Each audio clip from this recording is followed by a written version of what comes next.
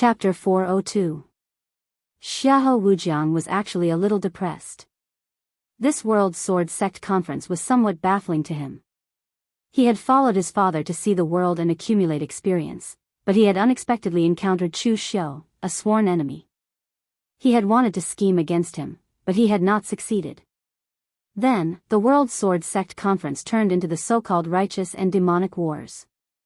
As one of the 9 great families, the Xiahou clan was naturally considered a righteous sect.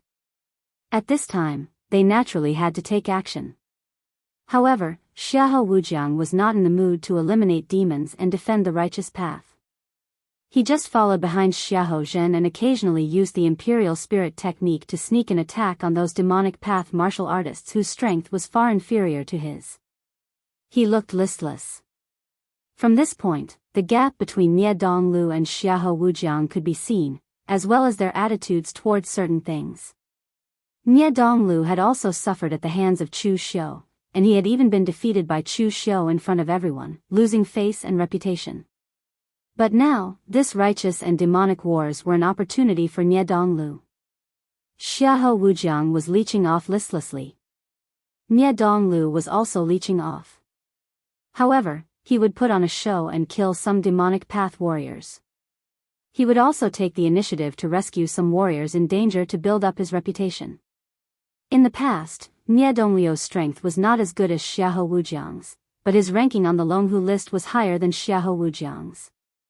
This was one of the reasons. While Xiahou Wujiang was still being a hedonistic son of rich parents, eating, drinking, and having fun, relying solely on his talent to cultivate lazily, Nie Donglu had already begun to accumulate his own reputation. He would not let go of even the smallest matter. At this time, Xiahou Wujiang was still letting his imagination run wild. His father was entangled by the demonic path martial artists, but Xiahou Wujiang was not worried. He believed in Xiahou Zhen's strength. No, he was also subconsciously staying a little further away to avoid being accidentally injured during the fight between martial arts grandmaster level powerhouses. At this moment, a powerful murderous intent assaulted him from behind, causing Xiahou Wujiang's expression to change. He formed a seal with both hands, and the spiritual energy around him materialized and attached itself to his hand seals. As Xiahou Wujiang's seal fell, it instantly erupted with blinding golden divine light. Only then was he able to block the punch coming from behind him. Turning his head, he saw a black-robed cultivator wearing a black iron mask staring at him. His eyes were bloodshot and filled with killing intent. Xiahou Wujiang frowned. Who was this guy? He had the same point of view as his father. Their Xiahou clan came to the World Sword Sect meet just to be bystanders. They were not prepared to get any benefits, but they did not plan to offend anyone either. However, it was clear that some people didn't think so. Some people were already planning to pester him. However, Xiahou Wujiang was not afraid. The person in front of him only had the strength of the 5 qis collecting in the origin realm. Xiahou Wujiang also had his own pride. No matter what, his strength could be ranked in the top 10 of the Longhu leaderboard. Few cultivators of the same rank could match him. This guy was nothing. However, just as Xiahou Wujiang was about to open his mouth to say something, Chu Xiu did not say anything. He directly punched out. The annihilating heaven and earth obliterating oblivion killing fist was displayed to the extreme by him. The scarlet killing intent seemed to have condensed into a substance as it once again charged towards Xiahou Wujiang. Seeing this scene, Xiahou Wujiang could not help but secretly curse that the person in front of him was crazy. He had the same reaction as his father. Hastily retreating, Xiahou Wujiang formed a seal with his hands, and dazzling golden light erupted from his primordial spirit. Although Xiahou Wujiang could not control the power of the world with the power of his primordial spirit like his father, his cultivation in the spirit control art was strong enough. Fusing his mental strength with his true qi, he shot explosively towards Chu Xiu like an arrow. With a loud bang, Chu Xiu's annihilating heaven and earth annihilating oblivion killing fist directly shattered the primordial spirit arrow, which immediately made Xiahou Wujiang's eyebrows jump. Xiahou Wujiang knew the power of the annihilating heaven and earth annihilating oblivion killing fist. After all, there were many people who knew this martial art in Jianghu. There were many experts from the military of Eastern Qi who knew this martial art, and Xiahou Wujiang had even seen them use it. However, even those cultivators from the military of Eastern Qi did not have such a terrifying cultivation in the annihilating heaven and earth annihilating oblivion killing fist. Who was this person in front of him to be able to condense such a terrifying killing intent? However, Xiahou Wujiang was not depressed at this time. Everyone had a weakness. The person in front of him was indeed terrifying in terms of strength, but the imperial spirit art of their Xiahou clan did not only have this little power. In the instant that the primordial spirit arrow was shattered, a golden light burst out from the exploding Gang Qi, heading straight for the aperture point between Chu Xiu's eyebrows.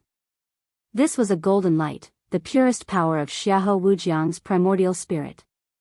Once it entered his opponent's body, it would immediately suppress his opponent's mental strength, turning him into his puppet. However, in the instant that the golden light approached his body, Chu Xiu's eyes evolved into a boundless abyss, and he used the annihilating heaven and earth annihilating soul shifting technique. An equally majestic mental strength instantly strangled the golden light of Xiahou Wujiang's primordial spirit. Because his own mental strength was still somewhat connected to the golden light of the primordial spirit, Xiahou Wujiang also suffered some shock. This made him groan and take a few steps back, a look of shock in his eyes. To be able to cancel out the power of his primordial spirit without any effort, the other party's mental strength had obviously reached a certain level, even enough to contend with him. However, the power of the other party's killing fist had made Xiahou Wujiang think that the other party was definitely proficient in this kind of close combat killing technique. He did not expect the other party to even know mental secret techniques. Xiahou Wujiang thought to himself that this was not good, and his figure could not help but retreat. Although Xiahou Wujiang used to be arrogant to the point of conceit, after suffering 2 losses at the hands of Chu Xiu, he had some idea in his heart, and would not try to be brave again. The imperial spirit art of their Xiahou clan was very easy to deal with when facing martial artists who were not proficient in primordial spirit secret techniques, and it was also very useful when facing martial artists who were proficient in primordial spirit secret techniques. Anyway, to the Xiahou clan, they did not feel that their imperial spirit art was weaker than anyone else's. What truly made the martial artists of the Xiahou clan feel troublesome was a martial artist like the person in front of them. In terms of mental strength, it did not matter even if the other party was slightly weaker than Xiahou Wujiang, as long as he could just barely resist the imperial spirit art. But if the other party was also proficient in powerful close combat killing techniques, then once the other party got close, what awaited the martial artists of the Xiahou clan would be a nightmare. Obviously, this was the case for Chu Xiu now. Xiahou Wujiang had given him so much trouble, and this time, Chu Xiu did not want to let Xiahou Wujiang off. Chu Xiu walked towards Xiahou Wujiang step by step, each step crossing a distance of several dozen feet. At this time, half of his body was Buddhist light, and the other half was demonic flames. Holy and evil intertwined, but it seemed extremely harmonious. His hand formed a seal, and as Chu Xiu's seal fell, the Buddhist light and demonic aura around him condensed into an evil phantom, solemn and dignified, but at the same time, filled with demonic flames. Great Vajra divine power, Mara Vajra form. Under the intertwining and crushing of the Buddhist light and demonic aura, Xiahou Wujiang was blasted back step by step. He did not have time to use his imperial spirit art before he was completely suppressed by the other party. Golden light spread all over Xiahou Wujiang's body, but it was not for attack, but for defense. The Xiahou clan's imperial spirit art was extremely invasive, and at this time, Xiahou Wujiang was forced by Chu Xiu to only be able to defend. It could be imagined how much pressure he was under now. Seeing the opponent in front of him closing in step by step, Xiahou Wujiang could not help but grit his teeth, and a ruthless look appeared in his eyes. Although there were not many Buddhist and demonic cultivators in the pugilistic world, there were still many, especially in the 6th demon sect. Almost all the martial artists from the 6th demon sect cultivated demonic and Buddhist cultivators at the same time. Therefore, Xiahou Wujiang had subconsciously regarded the other party as a martial artist from the 6th demon sect. Because the other party rarely appeared in the Central Plains, he did not know him. But right now, it was no longer important to see the other party's background. If he continued to be suppressed by the other party, he was afraid that he would not be able to wait for his father's rescue, and he would be in danger. Therefore, Xiahou Wujiang directly used the power of his primordial spirit to clash head-on with Chu Xiu. But because his own strength was too weak, he was still blasted back dozens of feet, and a mouthful of blood spurted out. However, Xiahou Wujiang seemed to have done it on purpose. He pulled his hands horizontally, and his stellar energy condensed into the shape of a zither string. As he infused all his mental strength into his hands, he plucked the zither string, and a series of explosive sounds came from Chu Xiu's ears. Imperial Spirit Guqin Sound.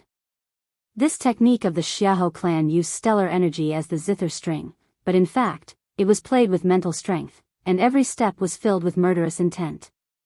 But unfortunately, it was still useless.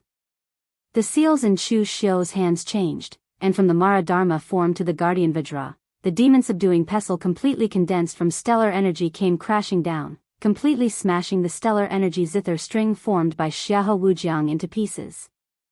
Xiahou Wujiang did not have time to resist, and he suddenly spat out a mouthful of blood. It was unknown whether he was really injured or just sullen.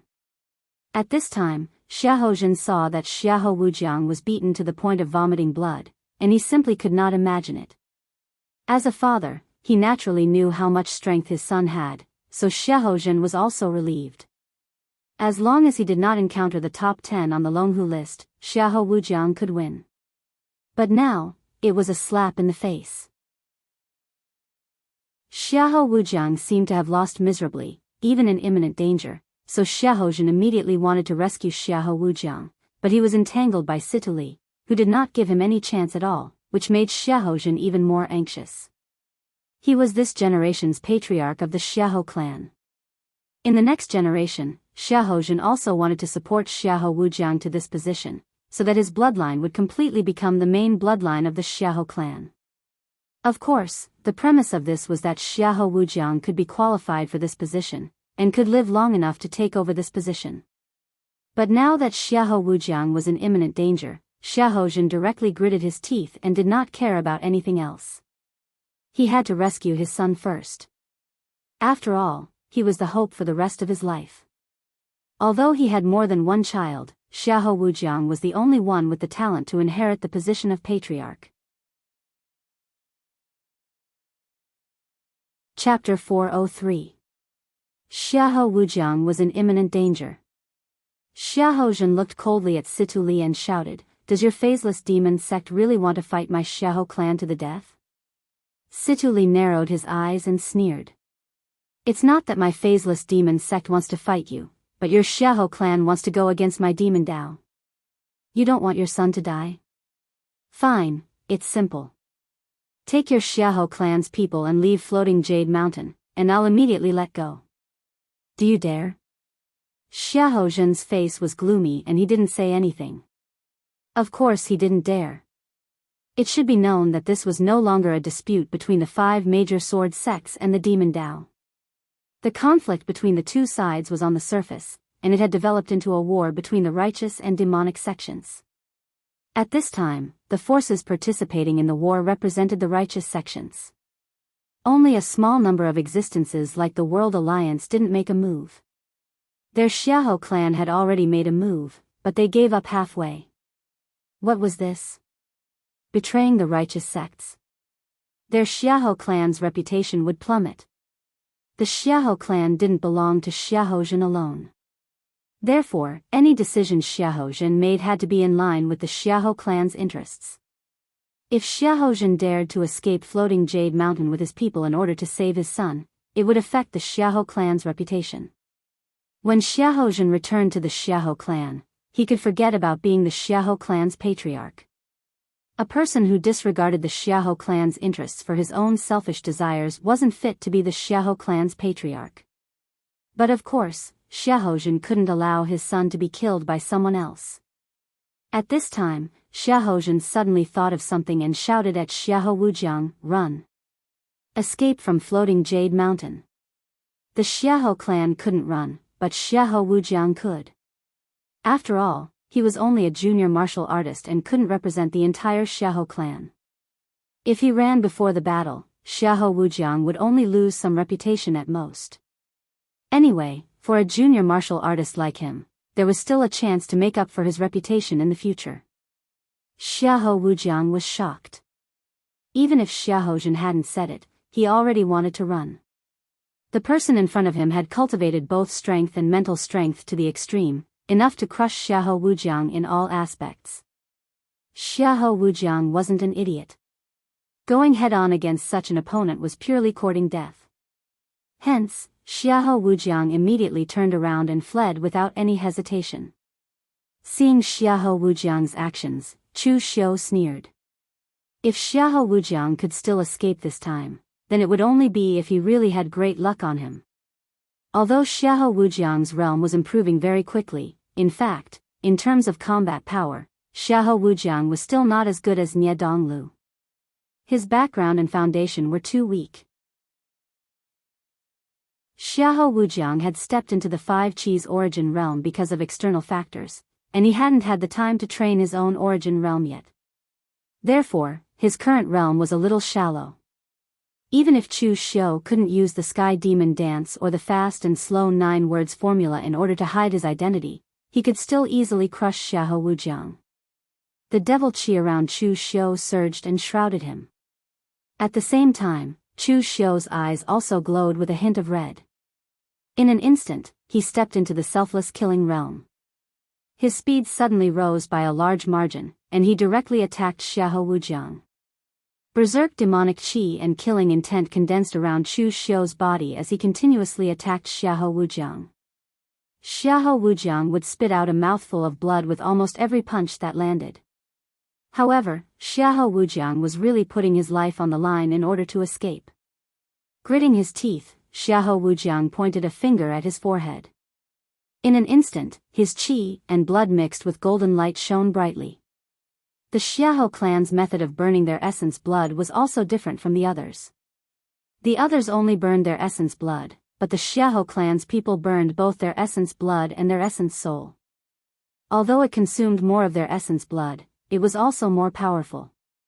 In the blink of an eye, Xiahou Wujiang's body actually bloomed with 7 rays of golden light, exploding around him. Their auras were exactly the same, and it was impossible to distinguish the real from the fake. Chu Xiu was not anxious at all. The murderous intent in his eyes faded, and what replaced it was a strange scene of the sun, moon, and stars rotating. Chu Xiu used the heaven's sun gazing at air technique to the extreme. The 7 figures in the golden light were almost visible, and there was no place to hide. Xiahou Wujiang's escape technique was called the soul transformation technique. It evolved thousands of divine thoughts, and it had no offensive power. It was purely prepared for escape. It could be said that even a martial arts grandmaster would not be able to see the mystery in it.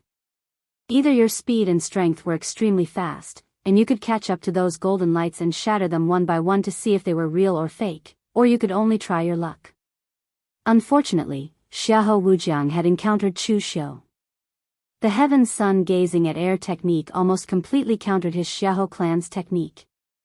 After catching up to Xiahou Wujiang's real body, Chu Xiu's fist landed. Before the gang qi had even reached his body, the powerful murderous intent had already made Xiahou Wujiang vomit blood and destroyed the meridians in his body. After burning his essence blood and spirit, Xiahou Wujiang's strength had been exhausted to the extreme. He was originally not a match for Chu Xiu, and now he could forget about fighting in close combat with Chu Xiu. However, Xiahou Wujiang was extremely unwilling. His final position had actually been destroyed by the person in front of him. This was simply impossible. Therefore, in Xiahou Wujiang's view, it could only be said that the person in front of him had better luck and happened to chase after the right person. But if there was a 1 in 7 chance that the other party could guess correctly with good luck, didn't that prove that the heavens wanted Xiahou Wujiang to die today? At this time, when Xiahou Zhen saw that Xiahou Wujiang could not even run away, he showed a competitive look on his face, and he shouted at Situli, "Stop! My Xiahou clan is willing to withdraw from this righteous demonic war." Although Xiahou Zhen didn't have only one son, Xiahou Wujiang, Xiahou Zhen had raised Xiahou Wujiang from a young age. If it had been any of his other sons, Xiahou Zhen might have considered whether his identity as the family head or his son was more important. But now, it was Xiahou Wujiang, the Xiahou Wujiang whom he had brought with him since he was young, the Xiahou Wujiang whom he had the deepest feelings for. Xiahou Zhen didn't want to weigh the pros and cons anymore. He couldn't just watch his son die here. Even if the Xiahou clan investigated his responsibility afterwards, what could they do? At most, they would just move him to a position where he couldn't get any benefits and not let him continue to be the clan head. And with Xiahou Wujiang's current age and realm, it wouldn't be too difficult for him to become the new clan head in the future. Among the disciples of the same generation, no one could defeat Xiahou Wujiang. Anyway, as long as one was alive, there was always hope. However, Sitali revealed a nasty smile at this time and said, "You want to withdraw now?" Too late. Xiahou Zhen roared angrily, "Your phaseless demon sect is courting death." Sitali said fearlessly, "In this world, there are many people who want my phaseless demon sect to die. Your Xiahou clan won't make a difference." What Sitali said was true. Their phaseless demon sect was indeed not afraid of the Xiahou clan. The phaseless demon sect wholeheartedly wanted to rebuild the Kunlun devil cult, which could be said to be standing on the opposite side of the entire pugilistic world. Although everyone in the pugilistic world knew that this was basically impossible. So from the beginning, the phaseless demon sect was already prepared to face the hostility of the entire pugilistic world. Now, it didn't matter if the Xiahou clan was added or not. Most importantly, with the way the phaseless demon sect acted, even if the Xiahou clan wanted to find them for revenge, they wouldn't be able to find them. Meanwhile, on Xiahou Wujiang's side, he had been pushed to the extreme by Chu Xiu. Between life and death, Xiahou Wujiang fiercely clenched his teeth.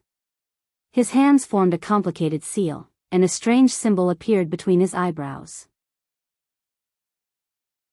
Countless primordial spirit golden light gathered at one point, and the light shone brightly. In an instant, it shrouded Chu Xiu. Xiahou Wujiang had erupted all the power of his primordial spirit. He was completely prepared to use his own spiritual power to forcefully resist Chu Xiu's spiritual power. This was a method that would completely destroy both sides. Even if Xiahou Wujiang didn't die after this, his spiritual power would be completely destroyed. But unfortunately, if Xiahou Wujiang used this move at his peak, Chu Xiu would definitely choose to retreat and escape. Xiahou Wujiang wanted to fight with his life, but Chu Xiu didn't want to fight with him. But unfortunately, Xiahou Wujiang had already burned his blood essence just now, and the power of his primordial spirit had fallen by a large margin. At this time, even if he wanted to fight with his life, he already didn't have the capital to do so. Chu Xiu's eyes were like deep pools. He displayed the soul-shifting technique of extinguishing skies and extinguishing earth to the extreme. Shrouded in the primordial spirit golden light, he directly fought and strangled Xiahou Wujiang head-on.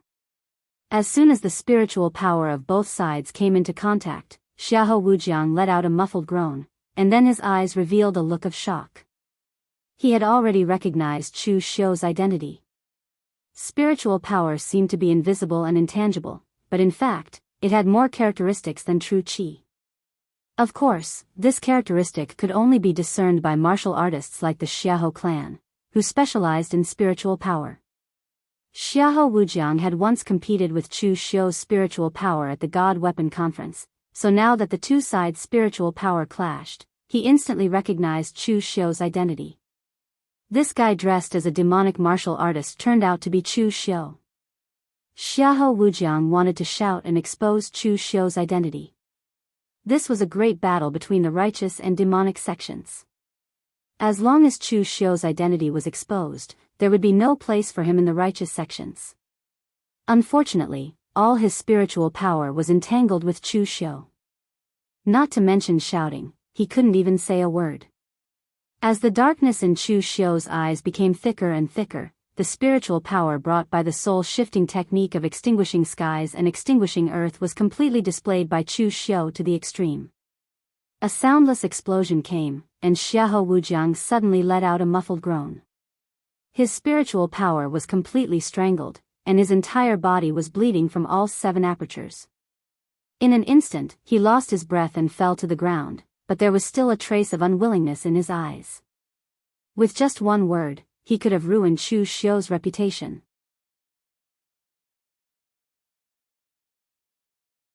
Chapter 404. Xiahou Wujiang was killed by Chu Xiu before he could say what he wanted to say, but Xiahou had already fallen into a violent rage at this time. He had been dormant in his youth, and only emerged in his middle age, becoming the leader of the Xiahou clan. Xiahou was also a person with great ambition. There was no main bloodline among the direct descendants of the Xiahou clan. In theory, as long as you were a martial artist of the Xiahou clan and performed well, you could become the leader of the clan. This system was actually very beneficial to the Xiahou clan. While it increased the competition, it could also select the truly excellent successors. But Xiahou had always wanted to make the Xiahou clan his own, to make all the elders who were in the way get out, and the entire Xiahou clan would have to listen to his bloodline. Unfortunately, Xiahou's dream was now shattered. Xiahou Wujiang had all kinds of flaws, but the only thing he had was his talent, which was enough to look down on all the talents of the younger generation of the Xiahou clan. Xiahou's other sons might be more sensible than Xiahou Wujiang, but in this Jianghu where strength determined success or failure, without strength, everything was empty talk.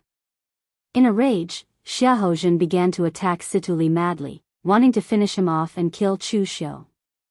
But seeing that he had achieved his goal, Situli continued to fight and entangle him. The martial arts of the phaseless demon sect were extremely strange, and they were clearly very good at this kind of situation. At this time, on Chu Xiu's side, he had already killed one of the people he wanted to kill, but he did not recover his identity as Chu Xiu, and instead turned his gaze to Nie Donglu. For Chu Xiu, he was born in the Guanzhong torture room, and it did not matter whether he stood on the side of the righteous path or not. Even if he remained neutral like Xia Xiaolu and the other people of the World Alliance, no one would say anything about him.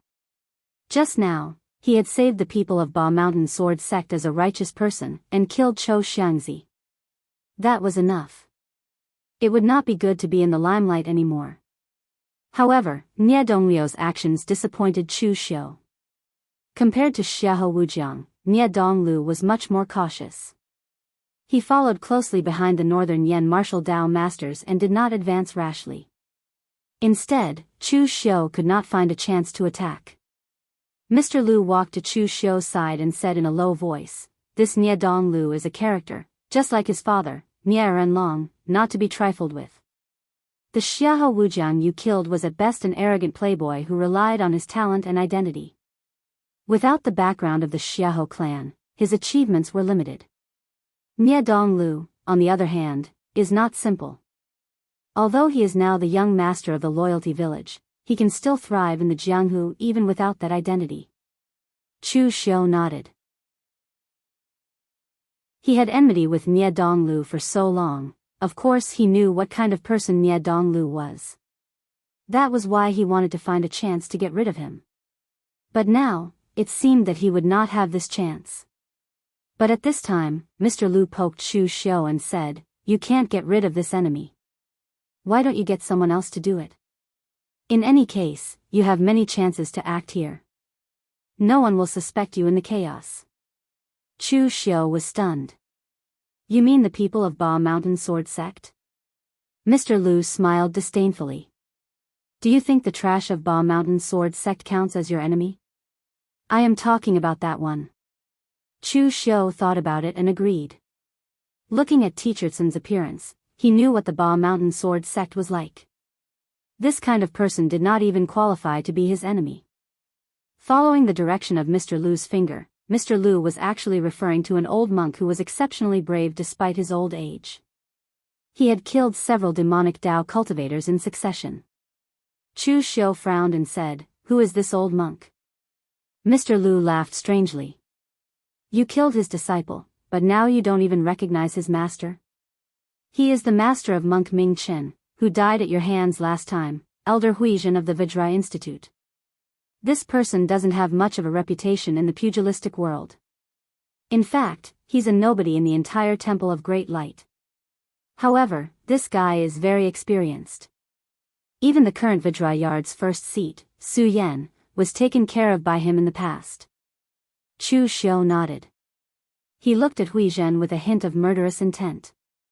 His enmity with the Great Light Temple should have been resolved on the surface. After all, the first seat of the Great Light Temple's vain thought Zhen Hall, Su Yun, had spoken. But in reality, the group of martial artists from the Great Light Temple still looked at Chu Xiu with displeasure. Furthermore, they were very displeased. Chu Xiu knew what position he held in the hearts of these martial artists from the Great Light Temple when Ming Chen's senior and junior brothers challenged him one after another in the arena. Hui Zhen did not act against him under the pressure of Su Yun, but Chu Xiu believed that as long as he was alive, Hui Zhen would not let go of the hatred of killing his disciple. Also, with this old monk's seniority in the Great Light Temple, if he really wanted to find trouble for him, then the trouble would be great. Mr. Lu stood next to Chu Xiu and asked, "Do you need help?" Chu Xiu looked around and said, "Not for now. Too many people will attract attention. Let the people of the Phaseless Demon sect help me lure this old monk to the side. Just don't let the people of the Great Light Temple support him." Mr. Lu nodded. This kind of thing was what the Phaseless Demon sect was good at. At this moment, Hui Zhen did not sense the killing intent that someone in the distance revealed towards him. He was fiercely attacking, killing the demonic martial artists in front of him. Although he was old, his Buddhist martial arts allowed him to display incomparably fierce and overbearing strength. This time, Hui Zhen was actually very sullen. Of course, he wanted to take revenge for killing his disciple. Even if it was not for himself, he wanted to give Ming Chen, who was still in the underworld, an explanation. However, it was a pity that he had already promised Su Yun to let go of this grudge. Moreover, if he made a move against Chu Xiu now, it would affect the reputation of the entire Great Light Temple. Hence, from the start of the World Sword Sect Conference until now, Hui Zhen did not plan to make a move. He even advised and suppressed the other warriors not to act impulsively. It was just that Hui Zhen did not want to attack, but Chu Xiu wanted to attack first to gain the upper hand. At this time, when Hui Zhen attacked and killed those demonic path warriors, he was abnormally fierce and ferocious. For him, this was also a way to vent. Buddhists could not kill innocent people. But for all Buddhist warriors, as long as they were from the demonic path, none of them were innocent. Therefore, killing them was actually accumulating merit. It was not breaking the rules, but saving people. At this time, Hui Zhen was killing with this kind of mentality. In fact, he was also venting. The Phaseless Demon sect even used this mentality to lead Hui Zhen to the edge, away from the Great Light Temple. Then, they retreated. Hui Zhen really did not notice this and was still attacking crazily. But at this time, Chu Xiu's figure suddenly appeared behind Hui Zhen. He took a step forward and the demonic qi and killing intent gathered around him. It turned into the annihilating heaven and earth annihilating oblivion killing fist. It was simply a naked sneak attack. The people of the righteous path never liked to talk about rules with the demonic path warriors. Now that Chu Xiu attacked Hui Zhen, of course, there was no need to talk about those rules. Hui Zhen's whole body was full of Buddha's light. A Vajra shadow that was completely condensed from stellar energy appeared behind Hui Zhen. His hands were put together, and the Buddha's light was full. It collided with this palm. Immediately, the demonic blood qi scattered, but the Vajra shadow also faded. And the warriors who were struggling under Hui Zhen's hands just now were relieved. At the same time, they secretly cursed this old monk. He was even more ruthless than the demonic path. Once the fight started, it was completely a crazy stance of fighting with his life. Among the warriors who fought with Hui Zhen, there were people from the bright demon lineage and people from the hidden demon lineage. They had a good impression of Chu Xiu. After all, this person was in the limelight during the demonic path conference. This was the representative of the shadow demon sect, and he was even valued by the phaseless demon sect. With the power of 5 Qi's origin realm, he was able to defeat the famous 5 poison sect's Wuxia Xianxia. He was obviously an impressive figure. Hui Zhen turned his head and looked at Chu Xiu. He said coldly, "Which demonic path sorcerer are you from? Go down and ask the Buddha." The Mahavajra shadow appeared behind Chu Xiu. The evil demonic chi intertwined with the Buddha's light. With a palm strike, two completely different powers suddenly exploded and attacked Huizhen. Seeing this, Huizhen could not help but reveal a deep anger in his eyes. "So you're actually a demonic path sorcerer from the 6th demon sect." In the Jianghu, as long as Buddhist and demonic path cultivators were mentioned, almost everyone would subconsciously think of the 6th demon sect. As martial art practitioners of the Buddhist sects, the Great Light Temple naturally loathed sects like the 6th Heavenly Demon sect that could interfere with their Buddhist cultivation. They even viewed them as a thorn in their side. "You guessed wrong, so there's no reward." Chu Xiu took a step forward. The demonic chi and Buddha's light condensed to form an evil demon god shadow. Both of his hands formed a fist seal and landed. Half of it was a monstrous demonic chi, while the other half was a dazzling Buddha's light. It actually forced Huizhen to retreat continuously. There were no weaklings among the monks from the Great Light Temple. Huizhen was naturally the same. In his early years, he even had the ability to challenge the Vajra institution's first seat. Unfortunately, his mental state cultivation was not up to the mark. In the end, he stopped at the martial arts grandmaster realm. There was almost no hope for him to break through in this lifetime. Moreover, Huizhen was already old now. His qi and blood had deteriorated greatly. For a sect like the Great Light Temple that specialized in body-refining techniques, aging was definitely the most terrifying thing. Even if Chu Xiu needed to conceal his identity and could not use the fast and slow 9 words formula or his own saber techniques, he could still suppress Huizhen in terms of pure strength. When the other demonic path martial artists saw that Chu Xiu alone could match or even suppress Huizhen, they also retreated and did not plan to get involved. This rising star of the demonic path, Lin Yi, was indeed very powerful. He was even able to suppress a veteran martial art practitioner from the Temple of Great Light. Looking at his power, he did not lose to Yi Xianxia from the evil Pole sect, who was on a killing spree with his blood spear.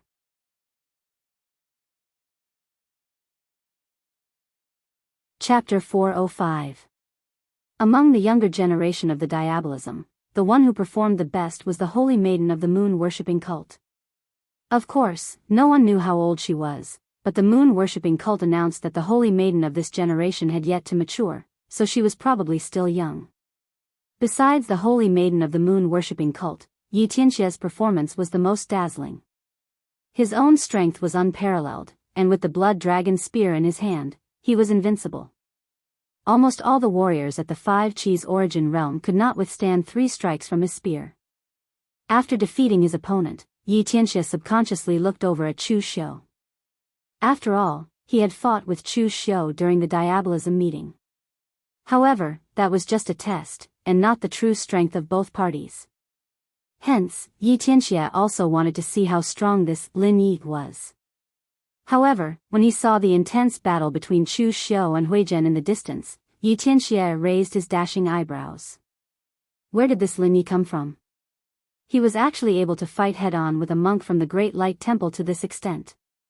Although he was just an old monk, he was still a warrior at the unity of heaven and man realm from the Great Light Temple.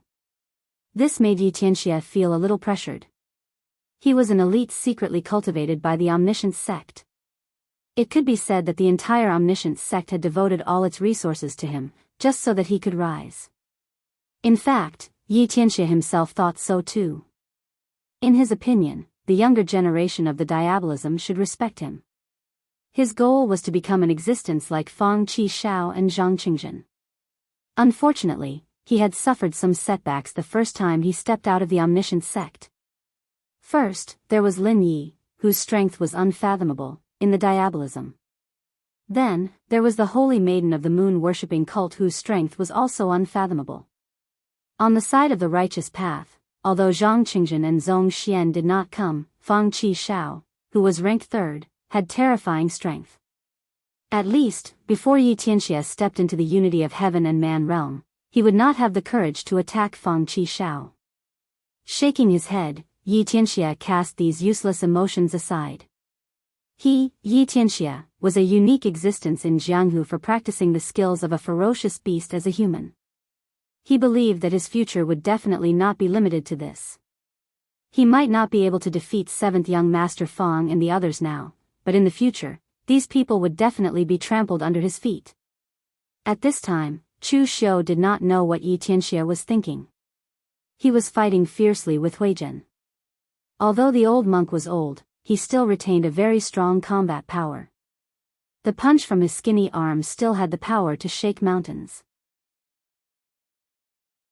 Sensing the killing intent emanating from Chu Xiu's body, Huizhen sneered and said, "This old monk has eradicated countless villains and evildoers like you in this lifetime. I don't even know how many of those devil path experts who have been famous for a long time have died in my hands. A little devil brat like you wants to kill me? Dream on."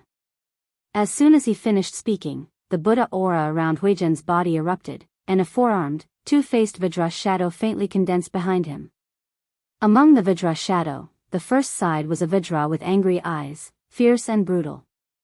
The other side was a solemn bodhisattva, vast and compassionate, bemoaning the state of the universe and pitying the people. This was the true essence of the furious Vajra Heart Sutra, the heart of a bodhisattva, the means of a Vajra. Kill one person to save 10. The furious Vajra Heart Sutra was only to save people, not to kill. If one fell into anger, one would fall into a disadvantageous position, and it would be easier for one to go berserk. The Vajra department had the largest number of people among the 6 major martial arts departments of the Great Light Temple, but it was not the strongest. The reason was that although the monks of the Vajra department could cultivate faster in the early stages, there were very few martial artists who could truly comprehend the true essence of the furious Vajra Heart Sutra. Now that the Vajra department's first seat Su Yan had comprehended it, Huizhen had also comprehended it. However, he had comprehended it a little too late. His lifespan was coming to an end, and his qi and blood were declining. He no longer had the qualifications to become a martial arts master. The Vajra department's two-faced Vajra, which was glowing with resplendent Buddha light, emitted an imposing aura. As Su Yan's punches landed, the two-faced Vajra also condensed a huge palm of righteous qi, which blasted towards Chu Xiu.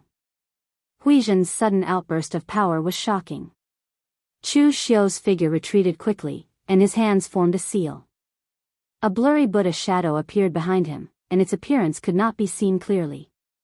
However, it gave off an extremely huge feeling, as though it could contain all things. Vajra divine power, sea of all rivers aspect. Huizhen's series of violent attacks were all contained by Chu Xiu's sea of all rivers aspect. However, Chu Xiu was not familiar with using this dharma, and its defensive ability was far weaker than Chu Xiu's Duga seal.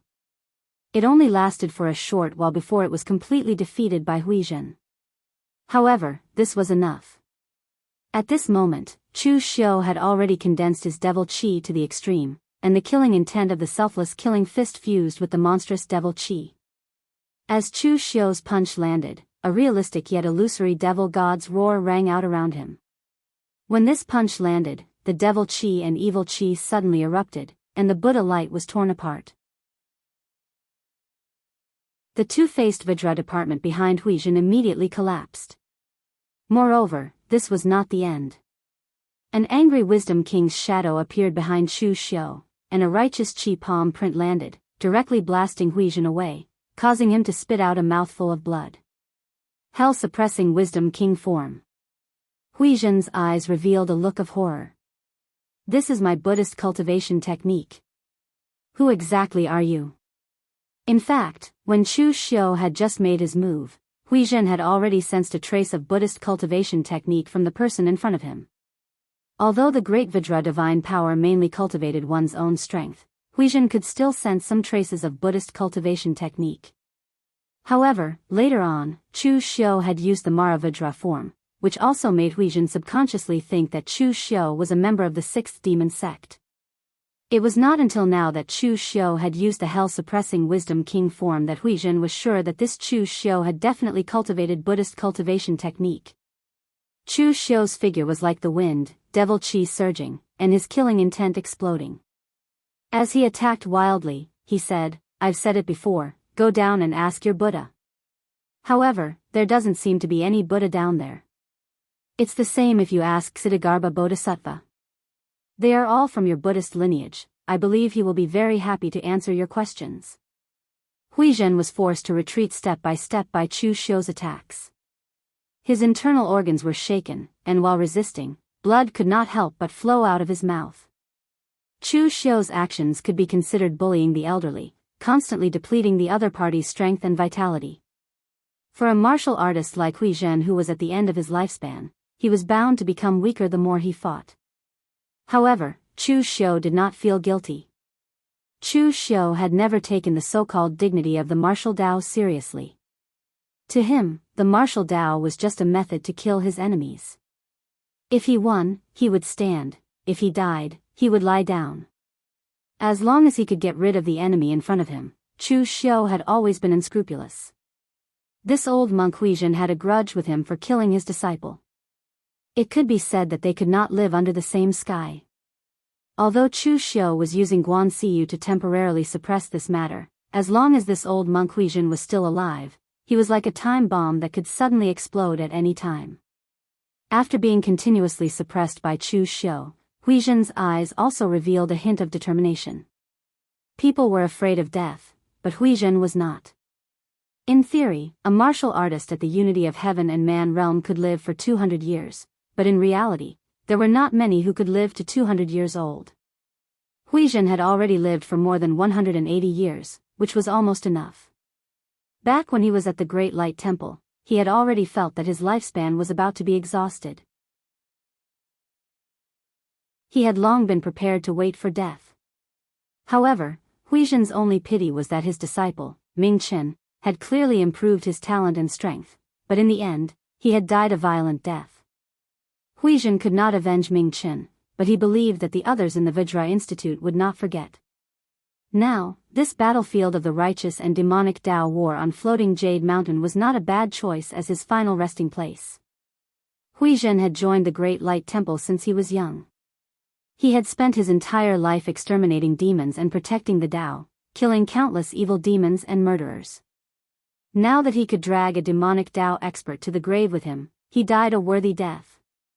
Every person who was not afraid of death was very terrifying. Even if Huizhen's qi and blood were currently declining, once he began to fight with his life on the line, not to mention Chu Xiu who could not unleash his full strength, even Chu Xiu at his peak would have to retreat. Huizhen put his palms together, and his entire body burned with a scorching Buddha's flame, which rose into the sky and enveloped Huizhen within it. The Buddha's flame burned the last of Huizhen's qi, blood, and essence. However, Huizhen was not as ferocious and terrifying as other martial artists who burned their qi and blood to fight for their lives. Instead, his originally shriveled body was filled with strength, as though he had recovered to the peak of his prime. Nirvana and Buddhahood, the ultimate sublimation. Huizhen's nirvana flame could not allow him to be reborn, but it could allow him to return to his peak for a period of time. Although it was only for a short period of time, it was enough for Huizhen. As the palm fell, the huge Vajra palm print fell with a loud bang, accompanied by a scorching flame, and made a loud sonic boom. The strong pressure caused Chu Xiu to retreat step by step. He condensed the form of all rivers into the sea to resist, but it was almost instantly destroyed by this palm. The strong palm print did not seem to have the slightest hindrance as it attacked towards Chu Xiu. Frowning, Chu Xiu did not retreat, but advanced instead. Since he could not avoid it, then he would take it head-on. The devil's qi and blood condensed into one, and as the fist fell, there was a faint wail of evil spirits and the roar of demons. The fist that condensed the strength of Chu Xiu's entire body collided with Huizhen's palm, and suddenly there was a loud bang. Huizhen's figure took a step back, while Chu Xiu flew back more than 10 feet, letting out a muffled groan. Under his black iron mask, a trace of blood had already seeped out. At his peak, Huizhen was a great expert in the oneness of heaven and men realm, and he even had the strength to break through to the martial Dao Grandmaster realm. In other words, even if Huizhen was compared to the current Mr. Liu at his peak, he was probably not much better. Fighting against such an existence, Chu Xiu was at a disadvantage in all aspects. On the other hand, Huizhen did not stop moving, and directly attacked Chu Xiu again. He did not have much time left. The boundless Buddha's flame condensed into the shape of a Buddhist commandment blade, which was held in Hui Zhen's hand. The Vajra blade, with a merciful heart. The merciful demon slayer blade. Hui Zhen had practiced this blade for hundreds of years, but in the end, he abandoned the blade, because the key to this blade was not the blade, but the merciful and murderous blade intent.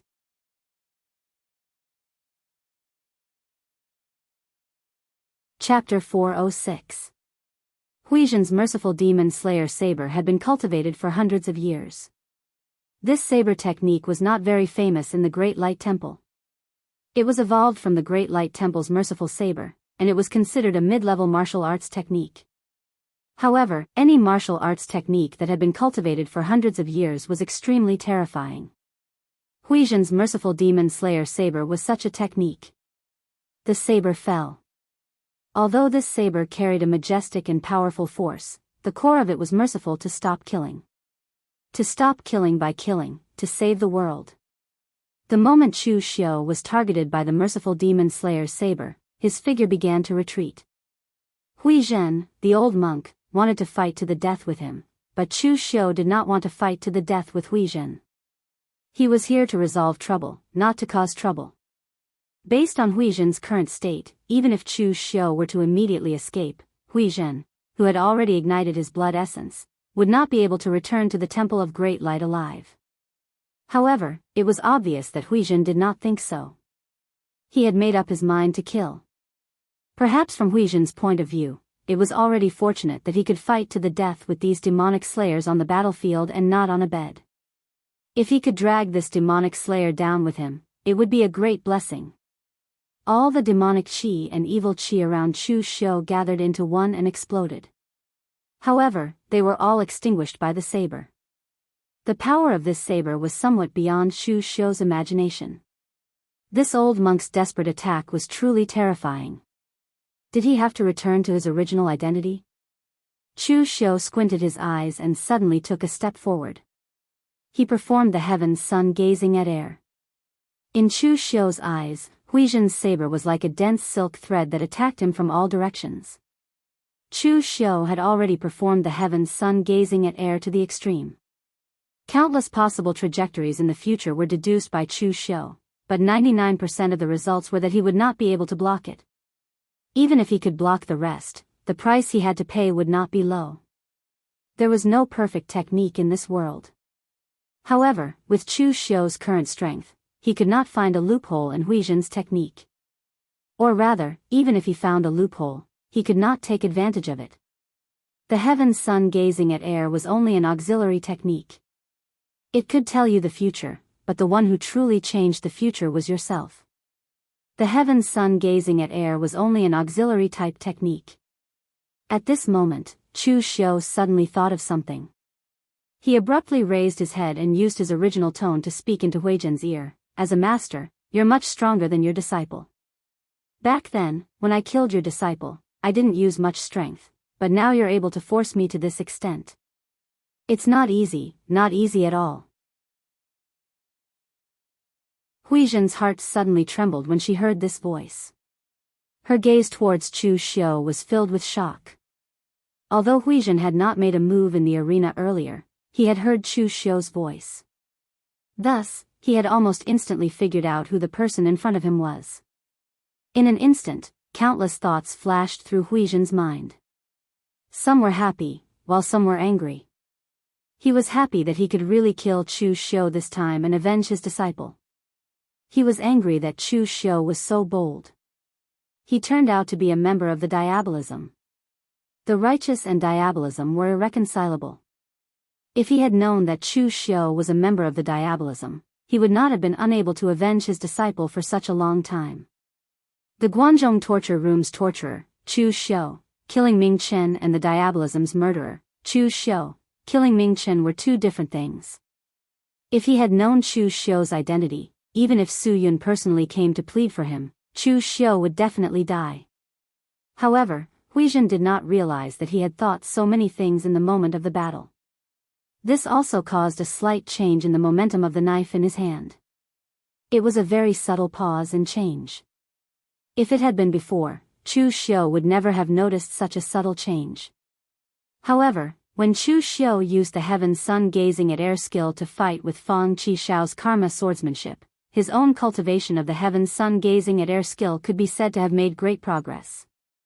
At this moment, Chu Xiu had already grasped that subtle change. In an instant, Chu Xiu straightened his palm as a knife. The power of his qi and blood spread and burned. It intertwined with the devil qi and turned into a dazzling devil knife that slashed down. Chu Xiu would rarely burn his qi and blood. He was a person who dared to fight with his life in times of danger, but at the same time, he was also a very rational person. Burning his qi and blood would not only cause internal injuries and damage his foundation, but it would also cause his strength to drop to the extreme in a short time. But now, in the face of the old monk Huizhen, Chu Xiu had to burn his essence blood in order to be safe. Chu Xiu grasped that slight loophole. Under the surging devil knife, the qi and blood mixed with devil qi forcibly tore apart Huizhen's knife force and cut his mercy knife into pieces. The devil qi and evil qi entered Huizhen's body and left a hideous knife mark on Huizhen's chest. He was directly sent flying. A loud noise was heard and Huizhen fell to the ground. His eyes showed a hint of unwillingness and relief. In the end, he was no longer alive. As a master, Huizhen was not able to avenge his disciple until the last moment of his life. This was Huizhen's unwillingness. But as for Huizhen himself, he had fought for the Great Light Temple his whole life. He eliminated the devil and protected the Tao.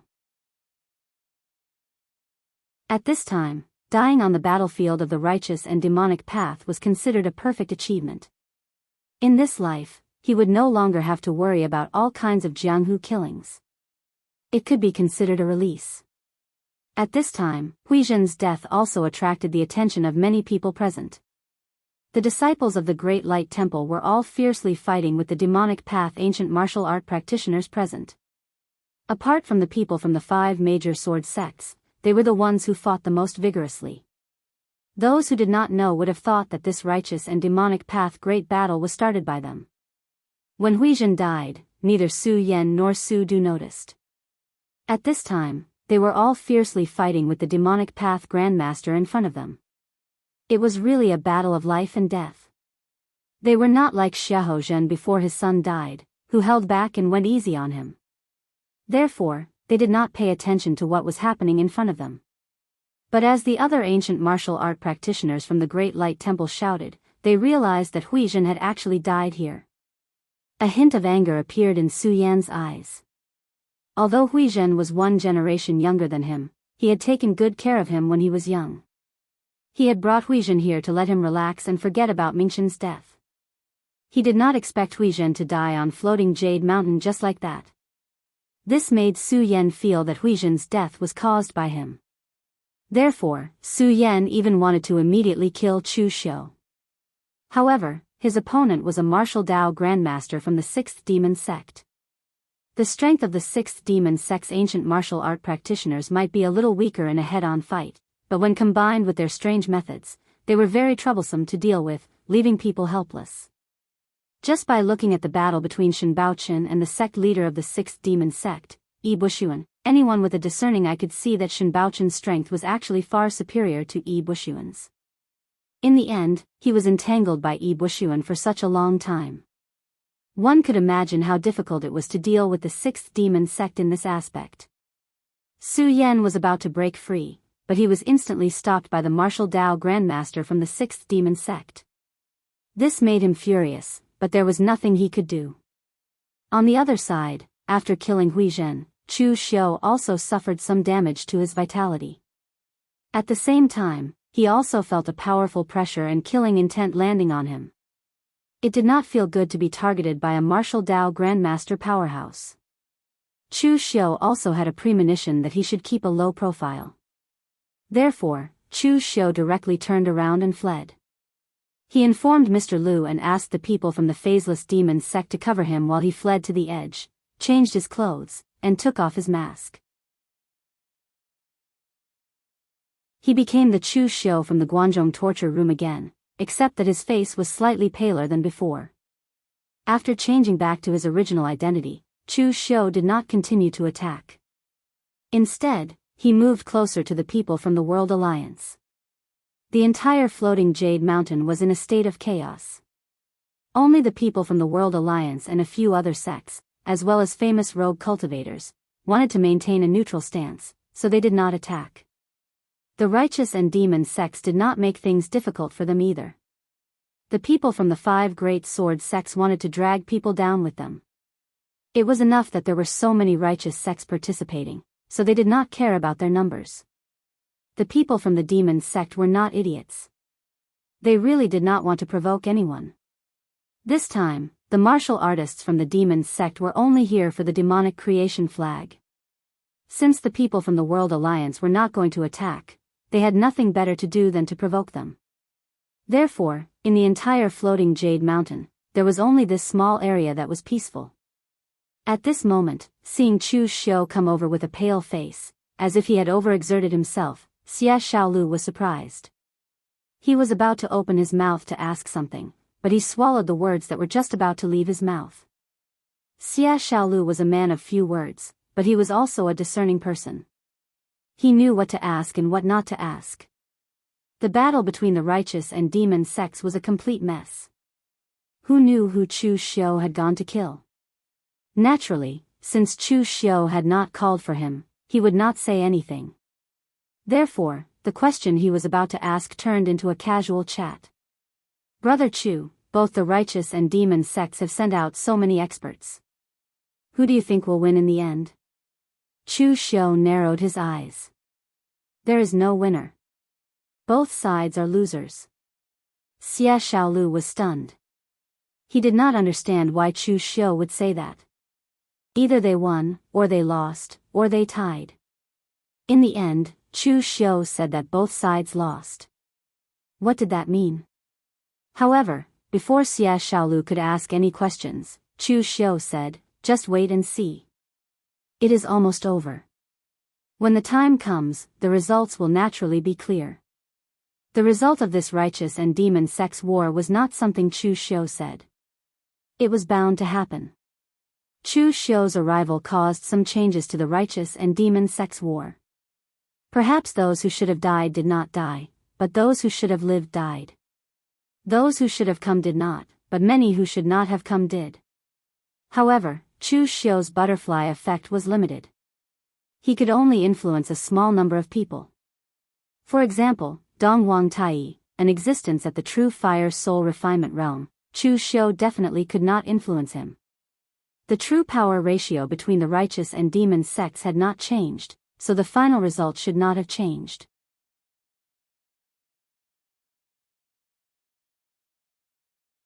Chapter 407.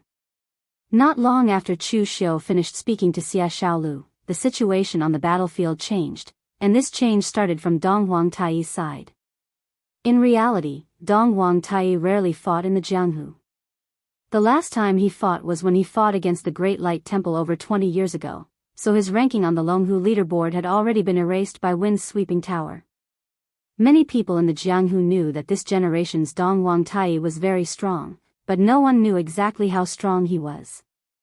In addition, the current leader of the moon-worshipping cult, Yi Shaonan, was just too strong. The moon-worshipping cult was already the #1 sect in the demonic path, and Yi Shaonan was naturally the #1 person in the demonic path. Under the shadow of a powerhouse of this level, no matter what Dongwang Tai did, it was inconspicuous. No matter how many halos he had, they would all be overshadowed by Yi Shaonan. It was only now that everyone knew why Dongwang Tai was known as the strongest Dongwang Tai in history. More than 200 years ago, the famous Jiannan king, Duguli, was suppressed to the extreme by Dongwang Tai, and he could barely fight back. Later, Wind and Cloud Sword Mound even invited the world-famous murderous weapon, Decimating Abyss, to be powered by the blood of the previous leader of Wind and Cloud Sword Mound, the personal disciple of the old sword god Guamo, Yanji. They worked together to kill Dongwang Tai, but they could only barely hold on. But now, that stalemate was broken by Dongwang Tai. Perhaps Dongwang Tai was getting impatient with the stalemate, so he finally used his trump card, Amidst the powerful sword chi of Dugu Li and decimating abyss, Dong Huang Tai's wide sleeves folded up. As his body slowly turned, black demonic flames were flung out from his wide sleeves. The demonic flames could burn the heavens and devour the earth, using everything as nourishment. Whether it was the world's Yuan Qi or Dugu Li's sword Qi, everything could be devoured by the demonic flames. In the end, the overwhelming demonic flames had even enveloped more than half of floating Jade Mountain, as if the sun had fallen. Dong Huang Tai stood in the center of the demonic flames. Everyone could only see a black shadow controlling the demonic flames, like a god or a demon. The boundless devil flames devoured Dugu Li's sword energy and enveloped his entire body. Even the power of the ominous weapon, decimating abyss, was engulfed by the devil flames. Even the body of the sword showed signs of melting. Yan Ji suddenly spat out a mouthful of blood and his face turned extremely pale. In front of that terrifying devil flame, his connection with the extinguishing abyss sword had been completely severed. What kind of martial arts is this? Dugu Li couldn't help but shout out in shock. The warriors of the 5 major sword sects and the righteous path were all shocked. They were not making a fuss, but they had never seen or even heard of the martial arts that Dong Huang Tai displayed.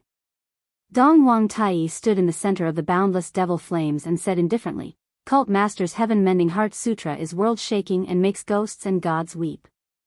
How is my burning sky treasured mirror, now? Although I am not as brilliant as the sect master, this burning sky treasure mirror is the result of 100 years of dedicated research by combining the martial arts of the Eastern Emperor Tai of the moon-worshipping cult and countless ancient books. It was only a few years ago that I finally completed it. Dugu Li, and that little kid who controls the decimating abyss sword, you can be proud, because you are the first people in the entire Jianghu to experience the power of the burning sky mirror." Hearing this, everyone present fell silent. Moon-worshipping cult's momentum had been formed. A sect's strength was never because of one person, but because of a group of people.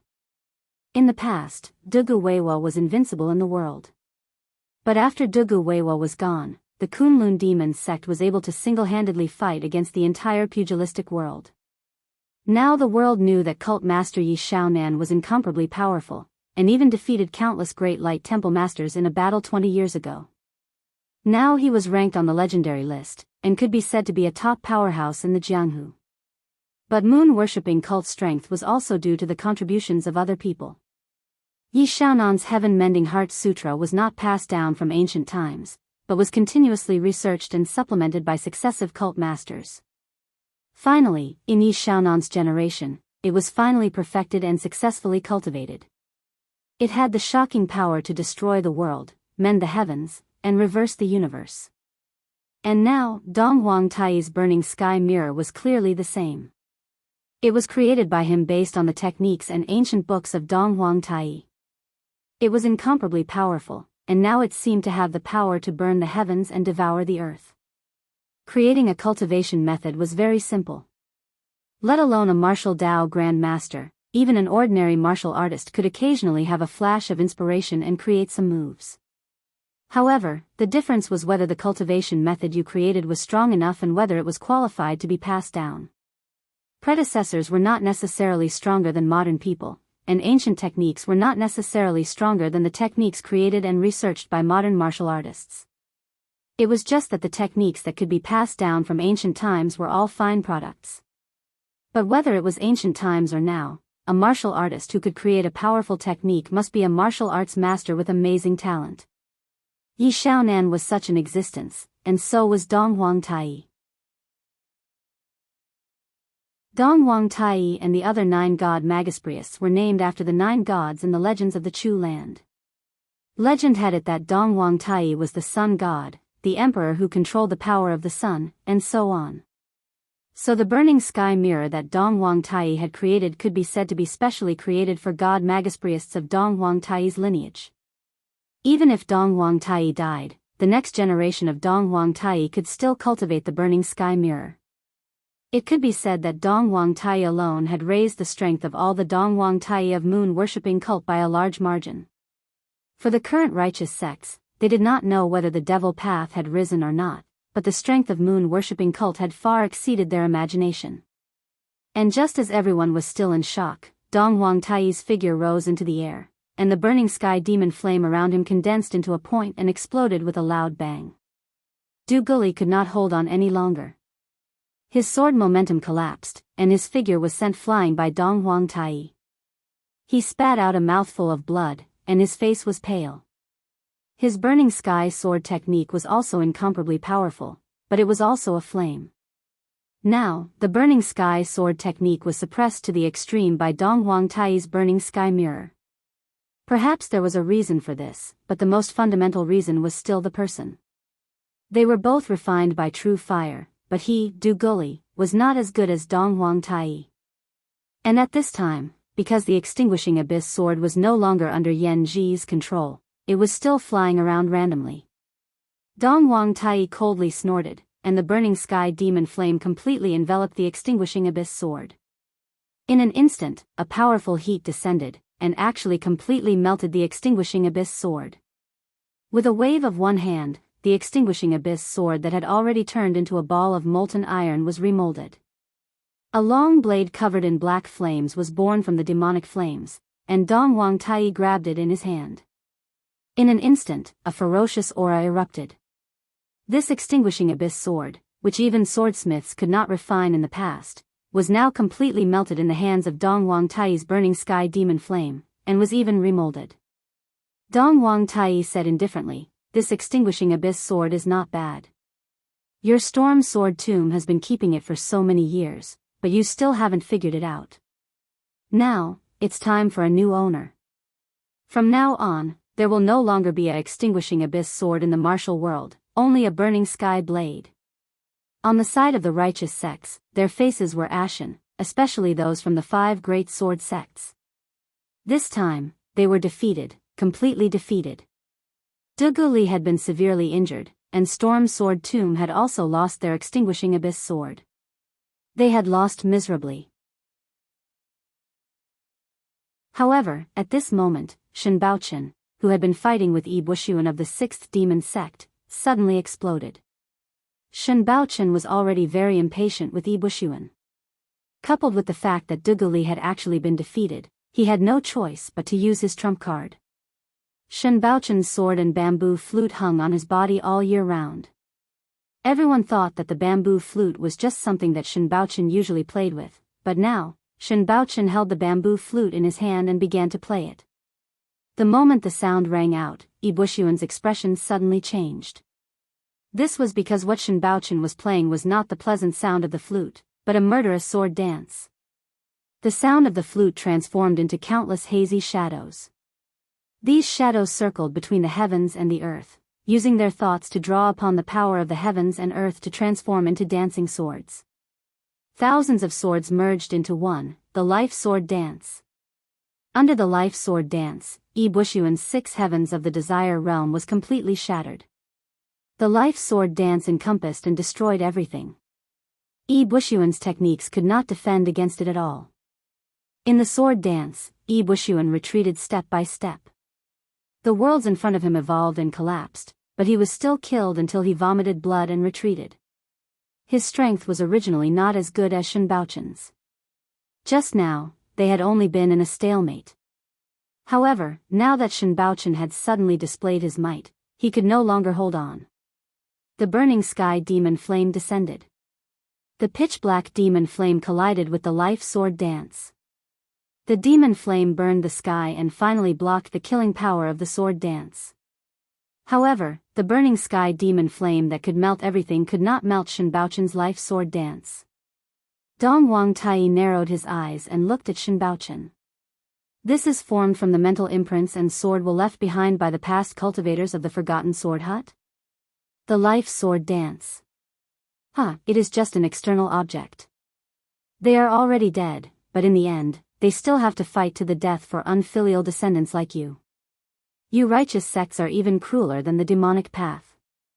Shen Baochen held the bamboo flute in his hand and said lightly, "The ancestors of the Forgotten Sword Hut left this life sword dance to protect the common people.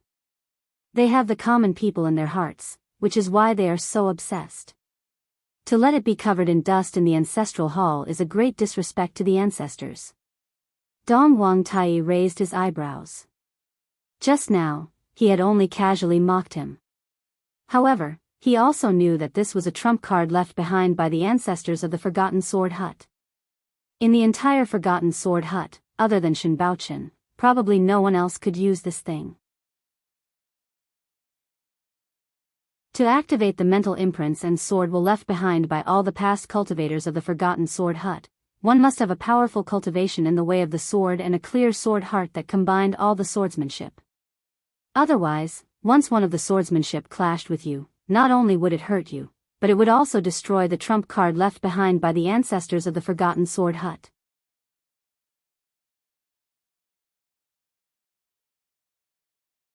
Chapter 408. The battle between the orthodox and diabolical lineages had reached its most intense moment. Du Guli had been severely injured by Dong Wangtai, while Yi Bushuan had been injured by Shen Baochen. On the surface, both sides seemed to have suffered about the same amount of damage.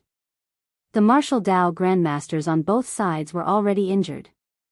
There were also countless warriors at the Unity of Heaven and Man realm or the Five Qis origin realm. It was abnormally tragic. In the current situation, continuing to fight would still result in both sides suffering losses. In the end, both sides would probably have to increase their strength. Moon-worshipping sexy Xiaonan had not made a move yet, nor had the old monsters of the hidden devil lineage.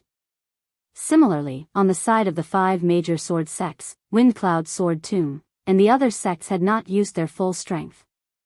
Moreover, when the time came, it would not be a battle between the orthodox and diabolical lineages on floating Jade Mountain, but a battle between the orthodox and diabolical lineages.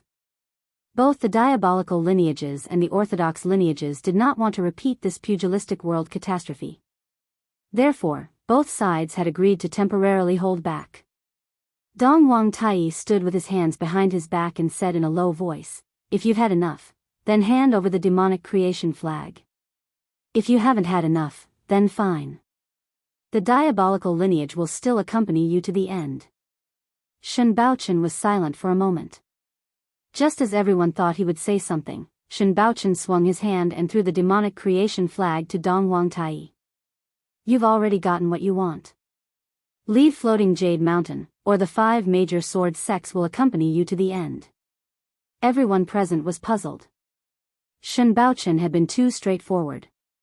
He had given the demonic path the demonic creation flag without even saying a word. Was he admitting defeat? However, some knowledgeable warriors agreed with Shen Baochen's actions. In the current situation, there was no point in delaying the handing over of the demonic creation flag. The orthodox lineages had already lost. Since they did not want to fight the diabolical lineages to the end, there was no benefit in continuing to be entangled. It would only increase the number of casualties and become a laughing stock. Dong Wangtai took the demonic creation flag, but there was no joy on his face. He swung the flag, and instantly, demonic chi surged from floating Jade Mountain. Countless diabolical path warriors looked at Dong Wangtai. Dong Wangtai Shang waved the demonic creation flag one after another and led countless demonic Dao martial artists down the floating Jade Mountain like a receding tide. Although it seemed like the demonic path won on the surface, the demonic path had actually lost. Therefore, there was no winner on either side. It was a lose-lose situation. This time, the five great sword sects wanted to use the good fortune heavenly demon flag to lure the demonic path to take the bait. They wanted to take this opportunity to establish their might and compete for the position of leader of the five great sword sections. As a result, the leaders of the five great sword sects had yet to be decided, but their might had been established. However, it was not them who established it to the demonic path, but the demonic path. The demonic creation flag had fallen back into the hands of moon-worshipping cult. On the other hand, the demonic lineage that seemed to be in the limelight had successfully obtained the fortune heavenly demon flag. However, this was not a good thing for the moon-worshipping cult or the entire demonic lineage. Ever since the destruction of the Kunlun devil cult, the devil Dao had been keeping a low profile and hiding their strength. In the end, after the battle at floating Jade Mountain, a large portion of the demonic Dao's strength had been revealed. This would definitely cause the righteous Dao's warriors to be wary and even view them as enemies. When that time came, the demonic Dao would not be as relaxed as it was now. After all, although the demonic Dao looked easy to bully back then, they had restrained their foundation and were confident enough to do so. Now, the righteous Dao's sects would not continue to allow the demonic Dao to develop as they had in the past. They would either suppress or restrict them. After the great battle at Floating Jade Mountain, everyone was certain that the conflict between the righteous Dao and the demonic Dao would intensify. The underworld would most likely not be peaceful again. Of course, this did not matter to the warriors from the small sects or the lone cultivators present. They were warriors at the bottom of the underworld and could not see that far ahead. As long as they could reap the benefits in front of them, that was enough. Now that the demonic Dao had retreated, the 5 great sword sects should also express their gratitude. It had to be known that this situation had been laid out by the 5 great sword sections. In the end, it had evolved into a war between the righteous Dao and the demonic Dao. The righteous Dao and the demonic Dao could not coexist. Everyone could help the demonic Dao, but for this reason, they had suffered heavy casualties. If the 5 great sword sects did not express their gratitude, wouldn't that be too much? Of course, if the 5 great sword sects were thick-skinned, they could really not express their gratitude. However, if the 5 great sword sects were to do such a thing, would they still want their reputation?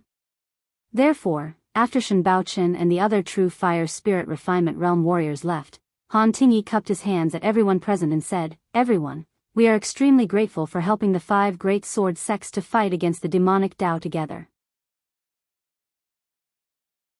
The 5 great sword sects will send gifts to all the warriors who helped in the great battle at Floating Jade Mountain. Those who successfully killed the demonic Dao warriors will also be heavily rewarded by the 5 great sword sects."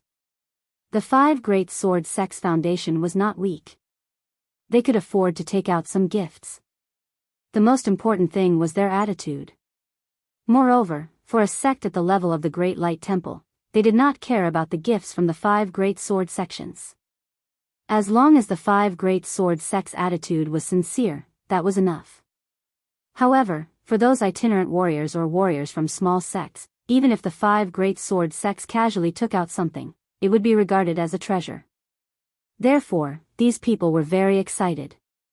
Han Tingyi arranged for people to take the items, while he personally took the treasures that he had prepared beforehand and handed them to the warriors of the various sections.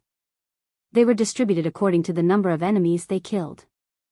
Han Tingyi was not afraid that these people would falsely claim the battle merits. Most of the warriors who came from the large sects still cared about their reputation. Moreover, Floating Jade Mountain was only so big. Most people saw who killed who, so it was basically impossible to falsely claim it. Han Tingyi took out a few secret boxes and handed them to the Great Light Temple's Su Yan. He cupped his hands and said, "The Great Light Temple has acted righteously this time. The 5 great sword sects are extremely grateful." Han Tingyi's words were sincere. In this great battle at Floating Jade Mountain, the Great Light Temple was the one who put in the most effort. They practically killed those demonic Dao villains with all their might. In terms of exterminating demons, the Great Light Temple really did not hide anything. However, the losses on the Great Light Temple's side were not small either. Other than Huizhen, who was killed by Chu Xiu, the Great Light Temple also lost a warrior at the Unity of Heaven and Man realm, as well as several warriors at the 5 Qis Origin realm and the 3 Flower Summit realm. Su Yan put his palms together and said with a solemn expression, "The Great Light Temple did not act because of so-called loyalty. It was only to exterminate demons and protect the Dao." This time, even if the 5 great sword sects were not in charge and it was the Daoist lineage, the Great Light Temple would also not hold back and kill those demonic Dao villains. Su Yan's words made Han Tingyi feel a little awkward. Su Du chuckled and said, "I say, junior brother, you speak so bluntly. It's very embarrassing." Su Yan glanced at him and said, "A monk does not lie. The people of the Great Light Temple have always been this straightforward. I can't say those polite words that pretend to be polite." With Su Du's interruption, Han Tingyi became even more awkward. He could only throw out a few polite words and immediately turn to the others. When it was Chu Xiu's turn, his reward was also personally handed out by Han Tingyi. This time, Chu Xiu was representing the Guanzhong torture room, so he naturally had the right to be treated like this by Han Tingyi. Looking at Chu Xiu, Han Tingyi's attitude was quite good. He even let Chu Xiu choose his own reward. Chu, you won second place in the arena this time. The reward for the blood transformation blade is what you deserve. Also, you stood on the side of the orthodox path this time and killed Wuxia Xianxia of the Five Poison Sect, eliminating this cruel and ruthless demonic Dao villain. Are you prepared to get medicinal pills or techniques or something else? Han Tingyi's attitude towards Chu Xiu was naturally not because he appreciated Chu Xiu and saw him in a different light, but because of Chu Xiu's previous attitude.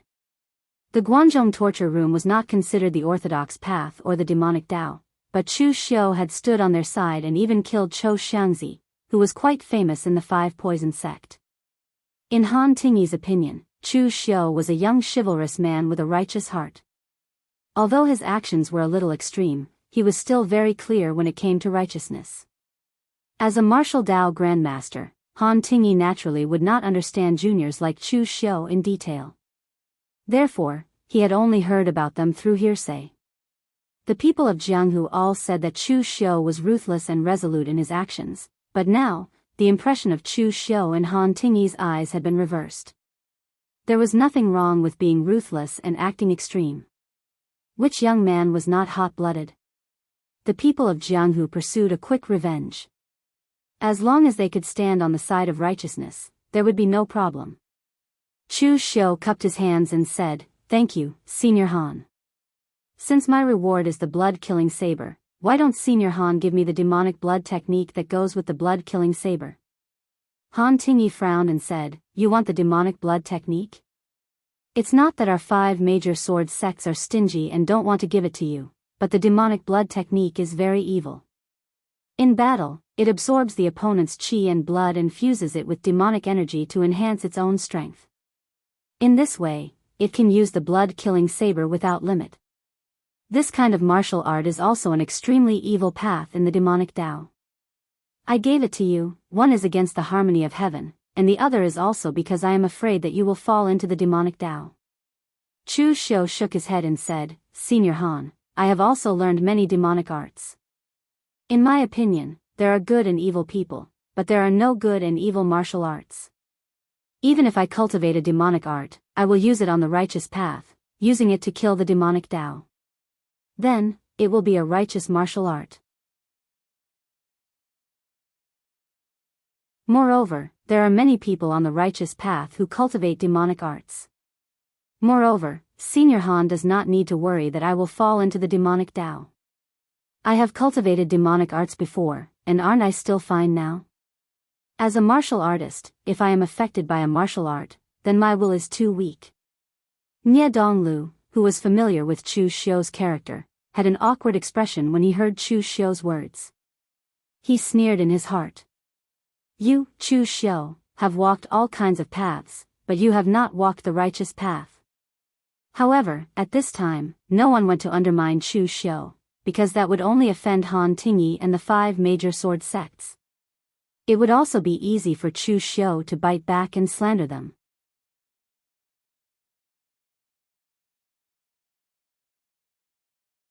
Chapter 409. Chu Xiu's words were filled with righteousness and awe-inspiring, and Han Ting felt that it made some sense. In fact, apart from the more extreme sects like Buddhism, most of the martial arts sects in Jianghu would not use martial arts to restrict a person. Although the martial arts of the demonic path were evil, they had powerful explosive power. Therefore, many warriors secretly learned some demonic martial arts as a trump card. This was a very normal thing. Moreover, the martial arts of the demonic path also included some martial arts from Taoism or Buddhism. How could the two sides be so clearly differentiated? This time, Chu Xiu was on the side of the 5 major sword sects, and his performance was very good. The great demonic blood technique was left in the forgetful sword hut. Other than being sealed in the armory and eating dust, it was useless. Han Tingyi thought about it and threw the 2 martial arts to Chu Xiu. He said in a low voice, "Chu, you are a young talent on the Longhu list. Your future is limitless. Although you have learned demonic martial arts, I hope that you will not fall into the demonic path in the future." Chu Xiu nodded and put on a righteous expression. As for what he was thinking in his heart, it was not something that others could know. After the items were distributed, the 5 major sword sects set up a banquet and invited the warriors of the righteous sects present. However, the great battle between the righteous and demonic sects had just ended, and the people of the righteous sects had also seen the power of the rise of the demonic path. They were now busy reporting what had happened here back to their sections. How could they have the time to eat? Therefore, the majority of the people directly bade farewell and left. Chu Xiu was also the same. He didn't want to sit and eat with the martial artists of the righteous path sections. It was estimated that there were many people who didn't like him. After a few days, the details of the great battle on floating Jade Mountain spread in the Jianghu. Everyone's first impression was that the Jianghu would not be peaceful again. In the past, the demonic path had declined, and the righteous sects had lived comfortably. When they had the time or the opportunity to kill some lone demonic path villains, it was not bad to make a name for themselves. But now? The demonic path had completely risen, and the hidden forces in the past would gradually surface. At that time, the conflict between the righteous and demonic branches would intensify. In short, it would not be a good thing. Of course, the most unlucky among them should be the Forgetful Sword Hut. Even many people in the Jianghu felt pity for the Forgetful Sword Hut. The most outstanding performance in this battle was not Wuxia, who was the last survivor of the 9 heavens demons, but East Emperor Tai of the moon-worshipping sect. The demonic moon-worshipping sect was monstrous, and East Emperor Tai was even more amazing. This also allowed the people to see the terror of the moon-worshipping sect. This generation of moon-worshipping cult was even the most powerful generation in the history of moon-worshipping cult. Yi Xiaonan was shockingly talented, and his heaven-mending heart sutra was unparalleled under the heavens. He was the most revered person in the martial world, and could be said to be the #1 person of the demonic path. Eastern monarch Tai was the most powerful god Magus in the history of moon-worshipping cult. Once he took out the sky-burning mirror, he was able to suppress Du Guli. There was also the most mysterious high priest of the moon-worshipping sect. Although he had only fought a few times, he held the most mysterious and powerful trump card of the moon-worshipping sect. With these 3 people, even if the holy maiden of the moon-worshipping sect had not grown up, the strength of the moon-worshipping sect was shocking enough. Unfortunately, the Forgetful Sword Hut happened to be in West Chu, and also happened to be next to the moon-worshipping sect. With such a terrifying neighbor, it was likely that the Forgetful Sword Hut would not have an easy time in the future. Chu Xiu did not care about the rumors and disputes in the Jianghu. After leaving floating Jade Mountain, Mr. Lu sent someone to pass a message to Chu Xiu to return to the Guanzhong torture room on his own. The demonic path had just been in the limelight, and now it was time to deal with it in a low-key manner. So Chu Xiu did not delay and went straight to the Guanzhong torture room. The battle between the righteous and demonic paths on floating Jade Mountain did not affect the Guanzhong torture room much, so Guan Xiyu did not ask too much. Moreover, as Chu Xiu became more and more famous outside, the people in the Guanzhong torture room also tacitly agreed that Chu Xiu was the face of the Guanzhong torture room in the outside world. There were not as many rumors as before. After returning to the Guanxi branch, the Ghost Hand King and Du Guangzhong told Chu Xiu some things that had happened in the Guanxi area recently, and they left directly so that they would not disturb Chu Xiu's cultivation. In fact, during this time, nothing major happened in the Guanxi area. The strength of Chu Xiu's subordinates was already strong enough, at least enough to suppress the Guanxi area. The most important thing was that Chu Xiu's reputation, or rather, his ferocious reputation, was also great enough. Even if Chu Xiu was not in the Guanxi area now, the martial arts factions under him would not dare to cause any trouble. In his study, Chu Xiu took out the blood-killing blade and the great devil blood technique that he had obtained from the sitting sword hut and studied them carefully. This martial art was a secret technique of the Kunlun devil cult. When the two were combined, there was a total of 7 revolutions. It was definitely not weak. However, after reading it, Chu Xiu finally understood why Han Tingyi had sealed the Great Devil Blood technique and not wanted to hand it over to him. This technique was indeed very evil. The blood-killing blade and the Great Devil Blood technique were actually based on the latter. The function of the Great Devil Blood technique was to use devil qi to control blood. It was not only to control one's own blood, but also the blood of others. During a fight, one could absorb the power of the opponent's qi and blood to replenish one's own qi and blood. It was said to be extremely evil. When practiced to a great level, it was even possible to directly suck the opponent dry. The blood-killing blade, on the other hand, was a technique derived from the Great Devil Blood technique. It condensed a powerful qi and blood into a blade. When the blade was slashed out, the stronger the qi and blood power condensed, the fiercer the power of the blade. Moreover, the blood-killing blade could be used with one's own qi and blood. Naturally, it could also be used with the Great Devil Blood technique. Under normal circumstances, the two work together. First, the Great Devil Blood technique would successfully absorb the opponent's qi and blood. Then, the blood-killing blade would condense the qi and blood into a blade to kill the enemy. It was powerful and did not consume one's own strength. On the contrary, if one didn't have the Great Devil Blood technique, then the blood-killing blade could only use one's own qi and blood to fight the enemy. Although the power of the blood-killing blade wouldn't be weak, it would still damage one's own body. Thus, one could only use it as a trump card to put one's life on the line. Although these two techniques were very evil, they suited Chu Xiu's taste. Regardless of whether the techniques he cultivated were good or evil, they only pursued one thing, and that was killing power. At this moment, a black mist suddenly rose from Chu Xiu's study. Mei Qinglian, who was wearing a fiery red dress and had an extremely gorgeous temperament, walked out of it. Chu Xiu also discovered that whenever Mei Qinglian saw him, she always seemed to like wearing this fiery red dress. It looked flirtatious but not seductive. Was there something particular about this? Chu Xiu cupped his hands and said, "Saintess, you are so well informed. I just came back, and you came to me." Mei Qinglian leisurely walked to the chair beside Chu Xiu and sat down. With a trace of laziness in her voice, she said, "If you don't take the initiative to find me, then I can only take the initiative to find you."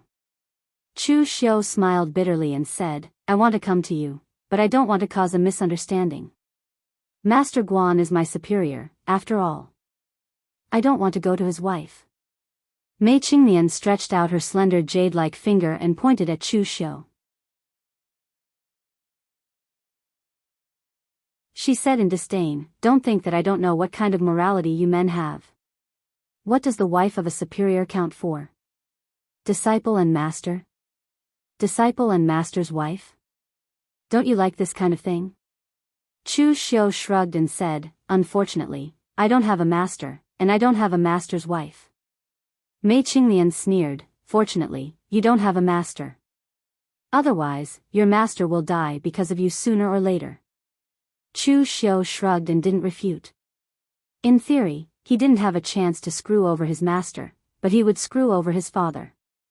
His cheap father could also be said to have died because of him. After teasing Chu Xiu for a bit, Mei Qinglian's expression turned serious. "Actually, Lu Jin had already sent someone to inform me about the battle between the righteous and demonic paths on Floating Jade Mountain before you returned. Whether it was the Demonic Path Alliance meeting or the Righteous and Demonic Path War, you did well." Chu Xiu's expression didn't change. He said, "Thank you for your praise, Saintess. I'm just doing what I've been entrusted with. Since I represent the Yin Demon sect, I naturally won't embarrass them." Mei Qinglian said in a low voice, "You've also seen the grievances between the Yin Demon sect and the Bright Demon sect during the Demonic Dao Alliance. Previously, you and I had a deal. Now that we're on the same side, I'll formally ask you, are you willing to stand on the side of the Yin Demon sect?" Previously, Mei Qinglian had classified Chu Xiu as a member of the Yin Demon sect, but that was what Mei Qinglian had said, not what Chu Xiu had personally admitted. Now that Chu Xiu had seen the strength of the Yin Demon sect and the Bright Demon sect, and he had also participated in the Demonic Dao Alliance, it was time for Chu Xiu to make his stand. Unlike Mr. Lu, Mei Qinglian had been a very suspicious person from the beginning. Perhaps this had something to do with what had happened to the Yin demon sect in the past. The Yin demon sect had fallen to this state, and she, the saintess, was the only one left. Mei Qinglian couldn't help but be suspicious. Chu Xiu didn't hesitate. He chuckled and said, "In the past, saintess had said that I belonged to the Yin demon sect. I have been from the beginning, and I will still be in the future." Mei Qinglian raised her elegant eyebrows and said, "Aren't you tempted after seeing the strength of the bright demon sect? Not to mention the others, you've also seen the strength of the moon-worshipping sect. Yi Xiaonan is already a supreme figure in the martial arts world. Eastern Emperor Tai and the moon-worshipping sect's high priest are also extremely terrifying. If you join the moon-worshipping sect, even if you kill Ming Wang Zhongshuan, the moon-worshipping sect will still dare to protect you, let alone killing a martial monk from the Great Light Temple. With your identity as the successor of the Kunlun Devil cult and your ranking on the Longhu list, it won't be difficult for you to join the moon-worshipping sect." Chu Xiu shook his head and said, "I don't have any other good points, but I know my own limits. How big your stomach is, how many bowls of rice you can eat. Otherwise, you will really become an idiot."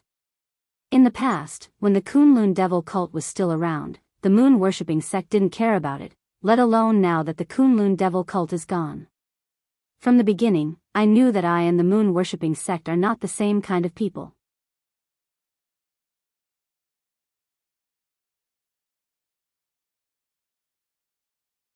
Chapter 410. Mei Qinglian was satisfied with Chu Xiu's answer. She didn't want the young expert that the Yinma clan had found and cultivated to fall into someone else's arms. It wasn't that the Yinma clan wasn't confident. It was just that the moon-worshipping cult was too strong. It was so strong that the Yinma clan felt threatened. It was good to enjoy the shade under a big tree. If Chu Xiu chose to join the moon-worshipping cult, Mei Qinglian would think that it was normal. Regardless of whether Chu Xiu was the direct descendant of the Kunlun Devil cult, the moon-worshipping cult would gladly accept him based on his current ranking of 6th on the Longhu list. However, since Chu Xiu had said this himself, Mei Qinglian wasn't afraid that Chu Xiu would do something treacherous. It wasn't that Mei Qinglian believed in Chu Xiu's character, but since Chu Xiu had made a promise, if he really joined the moon-worshipping cult in the future, Chu Xiu would have to face the hostility and pursuit of the entire Yinma clan. In fact, Chu Xiu didn't think so much. For Chu Xiu, his identity as the descendant of the Kunlun Devil cult was fake. How was it different? Moreover, Chu Xiu had never considered joining the moon-worshipping cult. Chu Xiu had never been the kind of person who would submit to others. Even if he joined the Guanzhong torture room now, he didn't have the slightest loyalty to the Guanzhong torture room. Compared with the Guanzhong torture room, the moon-worshipping cult was powerful, but there were too many restrictions. If Chu Xiu joined the moon-worshipping cult, he would be subjected to too many restrictions. And now, on the surface, he was the sentencing officer of the Guanzhong disciplinary hall, but in the dark, he was still the rising star of the hidden devil clan. He was not a member of the Yin demon sect, nor was he a member of the phaseless demon sect. His relationship with the entire hidden devil clan could only be said to be a cooperative one, and he did not receive many restrictions. He could even use the power of the hidden devil clan to intimidate others. This was already good enough for Chu Xiu. Of course, there was also the glazed gold thread goo. This thing came from the moon-worshipping cult. If Chu Xiu joined the moon-worshipping cult, it was likely that someone would notice something. Therefore, even if Mei Qinglian didn't say this, Chu Xiu wouldn't consider the moon-worshipping cult. Chu Xiu asked at this time, "Saintess, after the battle of righteous and demonic on floating Jade Mountain, what is the Yinma clan going to do?" Mei Qinglian said lightly, "Low-key, even more low-key than before. In this battle of righteous and demonic, our Yinma clan has exposed too much power, which is enough to attract the attention of righteous sects, or more accurately, suppression and hostility. Therefore, we have to be low-key. Even the phaseless demon sect is not going to make trouble in Jianghu for the time being." And this time, the moon-worshipping cult has made a name for itself and is in the limelight. At present, 99% of the righteous sects are focused on the moon-worshipping cult. Even if the sky falls, the moon-worshipping cult will hold it up. Therefore, as long as our Yinma clan remains low-key, nothing will happen. Chu Xiu raised his eyebrows and said, in this case, isn't the moon-worshipping cult in the limelight the one who will suffer in the end? Mei Qinglian sneered, the moon-worshipping cult will suffer? Yi Xiaonan is smarter than anyone else. There are no fools in the moon-worshipping cult. How can they be willing to be targets? Our Yinma clan needs to be low-key, while the moon-worshipping cult will be even more high-profile. The reason is very simple. The so-called number one demonic sect in the past was just said by some busybodies. But after the battle of righteous and demonic on floating Jade Mountain, the reputation of moon-worshipping cult as the number one demonic sect has almost been established. Although fame was something that could not be seen or touched, it was very useful for a top-notch sect. If it weren't for that, the 5 great sword sects would not have gone to such lengths to vie for the position of the strongest amongst the 5 great sword sects. The reputation of the moon-worshipping cult has been established. I'm sure that there will be countless demonic martial artists who will choose to join the moon-worshipping cult. Even if there is only 1% or 1/1000 of them, the moon-worshipping cult will still benefit. Chu Xiu couldn't help but shake his head when he heard this. Whether it was the moon-worshipping cult or the Yinma clan, this group of demonic martial artists were ruthless and cunning. No matter how they schemed against him, they would not suffer a loss. The Yinma clan was low-key and forbearing. They did not take the initiative to steal the limelight for safety, while the moon-worshipping cult was high-profile for reputation and benefits. Anyway, both sides would not suffer a loss. After chatting with Mei Qinglian about the demonic martial artists for a while, Mei Qinglian also left. She couldn't leave the Guanzhong area for too long, otherwise it would definitely arouse suspicion. After Mei Qinglian left, Chu Xiu had a leisurely time. No one came to disturb him, so Chu Xiu had been cultivating in seclusion. While cultivating his realm, he was also honing his martial arts. Especially the great demonic blood technique and the blood transformation saber, these 2 martial arts, Chu Xiu also used this time to familiarize himself with them. More than 20 days later, Chu Xiu was still cultivating, but in the lobby courtyard of the Guanxi branch, Tangya was leisurely basking in the sun, holding a plate of melon seeds in his hand, eating them with relish. Ghost Hand King stood beside Tangya and couldn't help but shake his head. I say, Tangya, you are the Jianghu Prefecture Inspector, why don't you go back to Jianghu Prefecture? What are you doing here in the Guanxi branch? Also, you have the time to eat melon seeds and bask in the sun here, but don't you have time to cultivate? Ghost Hand King had known Tangya for many years. Before Heavenly Sin Branch leader took over the current Heavenly Sin Branch, he had already known Tangya, but until now, Ghost Hand King still couldn't understand what Tangya was thinking. Logically speaking, now that they were following Chu Xiu, there was a lot less danger, and their status had also risen. Naturally, they should try their best to cultivate. Yen Bugui was a person who was obsessed with martial arts. In his world, there were only 2 things, killing people and practicing swordsmanship. Even if no one urged him, he would always be like this. As for people like Fire Slave and Wolf King, they also worked hard to do their own things, for fear that they could not catch up with official Chu's footsteps and be abandoned. Ghost Hand King knew that he was old and probably couldn't fight and kill anymore, but he still tried his best to help Chu Xiu deal with the Guanxi region, just to prove his value. Among them, only Tangya was the most special. He seemed to not care about anything, but his ability and strength were the best among them. As long as it was a task that Chu Xiu gave him, there was no task that he couldn't do. As a result, now that Chu Xiu was in seclusion, he didn't give him any task. He just basked in the sun and ate melon seeds all day, not cultivating. Of course, Tangya was not really a salted fish and didn't want to improve at all. It was just that compared to the time he spent cultivating, the time he spent enjoying life was a little too long. Upon hearing that, Tangya just said lazily, what can happen in the Jianghu Prefecture? It's fine as long as my subordinates manage it. There are few people there. How can it be compared to the branch with so many people and so many fun places? Moreover, Sir is in seclusion during this period. It's equivalent to me guarding the door for Sir. Moreover, life is only a few hundred years. Even if you cultivate to the martial Dao Grandmaster realm and have a lifespan of 300 years, so what? Wouldn't it be a pity to waste most of your time on boring cultivation? Ghost Hand King shook his head and said, if all the martial artists in the world had the same mentality as you, then the underworld would be peaceful.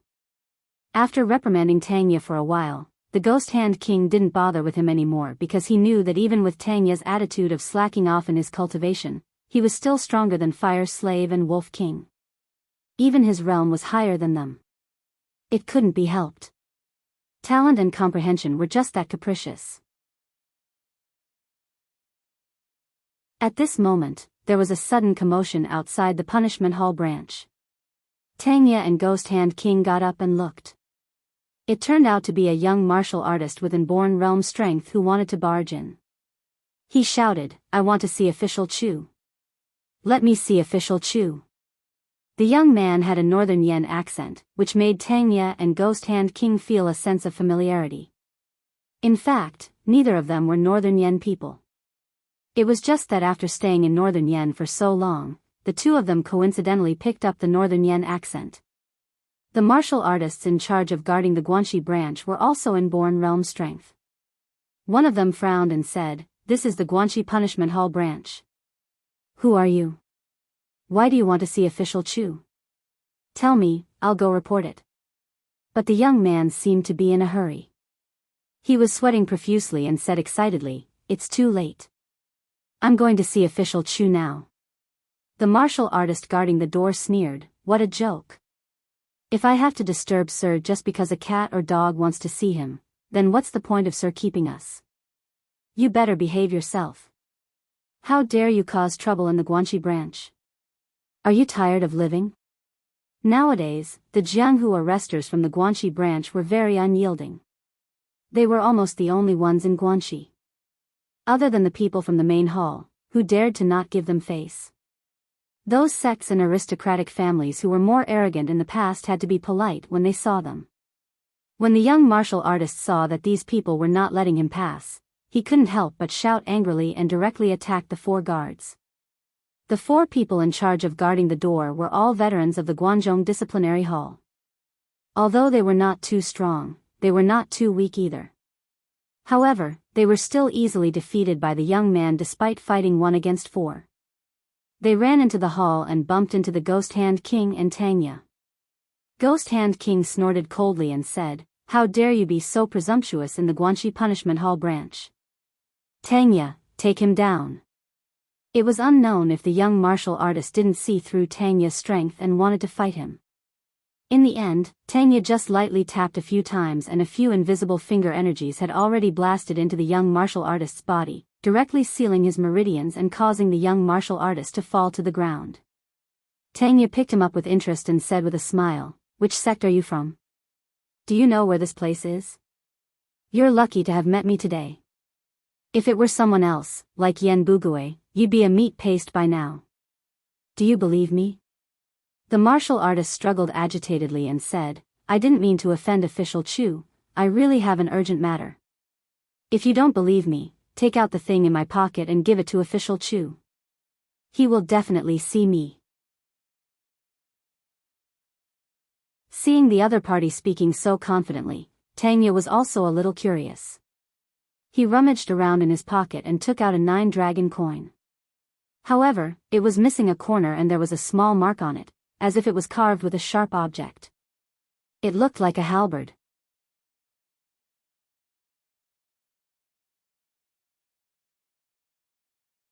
Chapter 411.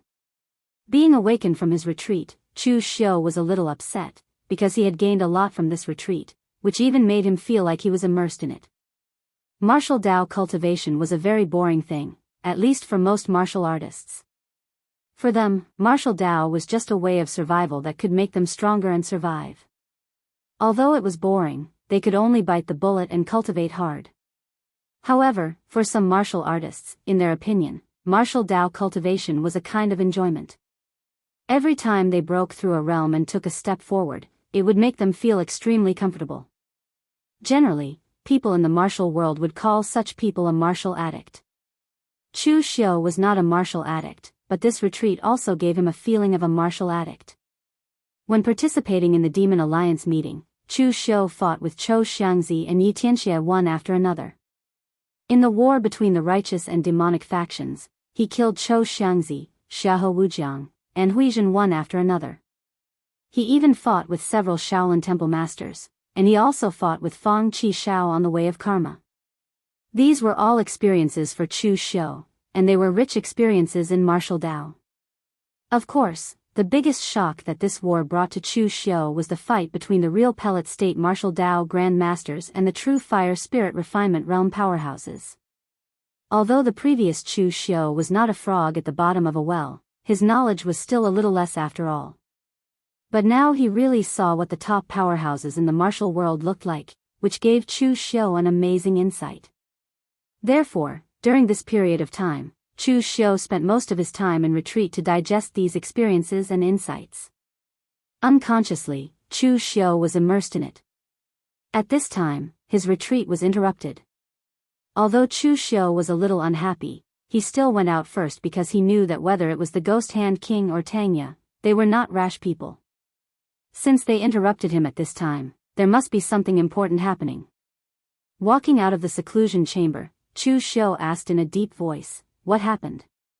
The Ghost Hand King handed the 9-dragon coin to Chu Xiu and said, "There is a Northern Yen warrior at the entrance of the Guanxi branch. He barged in forcefully and kept saying that he wanted to see you. When we asked him, he didn't say what he wanted and only gave us this. He said that once you saw it, you would definitely see him." Chu Xiu took the 9-dragon coin. This was the symbol of his 9-branch hall, and there was a halberd drawn on it. Its aura was exactly the same as the one left behind by Lu Fengxian. This 9-dragon coin definitely represented Lu Fengxian. After receiving the 9-dragon coins, Chu Xiu's first thought was that something had happened to Lu Fengxian. So Chu Xiu said to the Ghost Hand King, "Call that person to see me, now." A strange expression appeared on the Ghost Hand King's face. It seems that this person really wasn't lying, but who is this person?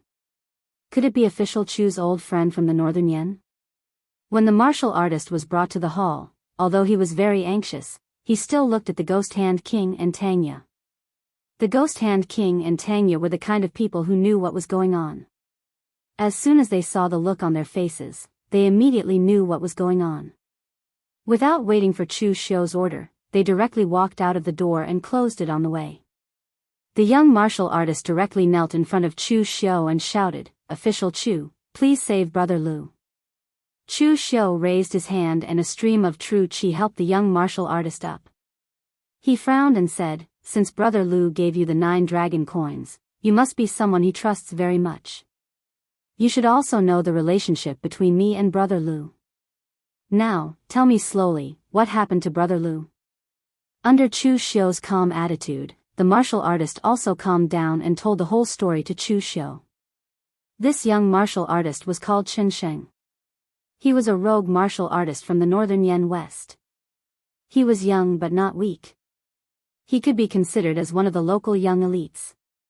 Lu Fengxian was also from the Western Yen West. After saying goodbye in the Tower of Babel, Lu Fengxian went to the Western Yen West to visit her friends and relatives. She accidentally met this Chen Sheng.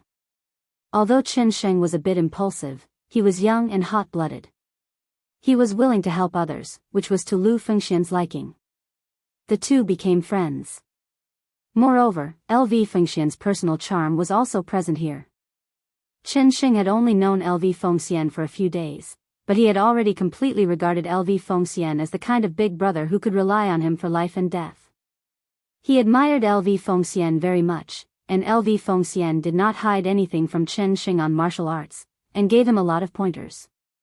If there were no accidents, Lu Fengxian planned to stay in the Northern Yen West for a while before leaving. But now, something unexpected happened.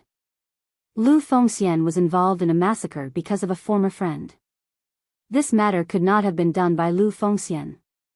Whether it was his character or motive, Lu Fengxian had no reason to kill people. To put it bluntly, he was purely passing by. In the end, LV Fengxian became the murderer and was even blamed by Nie Donglu of the Morgue village. He called on the martial arts world of Northern Yen to hunt down and kill LV Fengxian. The Morgue village even sent out a large part of their forces, including many warriors of the oneness of heaven and men realm. It seemed that they had completely regarded LV Fengxian as the murderer of the family and wanted to kill her to vent their anger. Chen Sheng's eyes were red as he said, "Brother Lu's kung fu is very strong. Even if there were countless people chasing after him, they still couldn't catch him. However, there were too many of them. When I left, Brother Lu couldn't hold on any longer and was injured. That's why he asked me to find you. He said that as long as I brought this thing, official Chu, you would not ignore it." Chu Xiu nodded, but there was a strong killing intent in his eyes. Nie Donglu.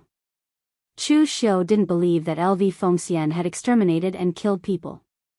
With LV Fengxian's character, even if someone offended him, he would at most kill the culprit. He wouldn't implicate his family.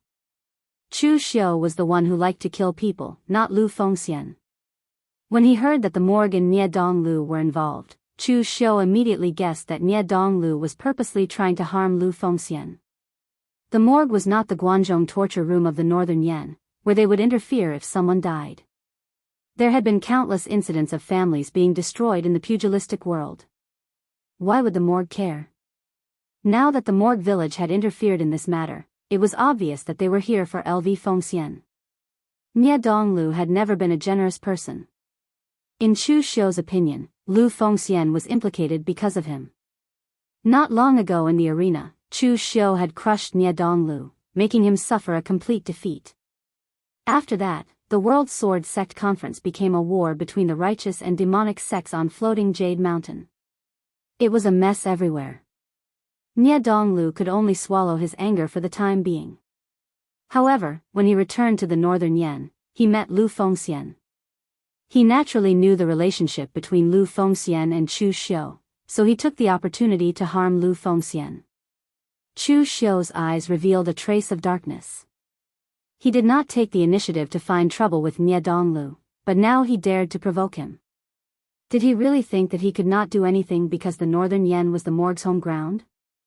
Seeing that Chu Xiu was silent, Qin Sheng could not help but say anxiously, "Official Chu, Brother Lu is still being chased by the Morgue and the warriors recruited by the Morgue.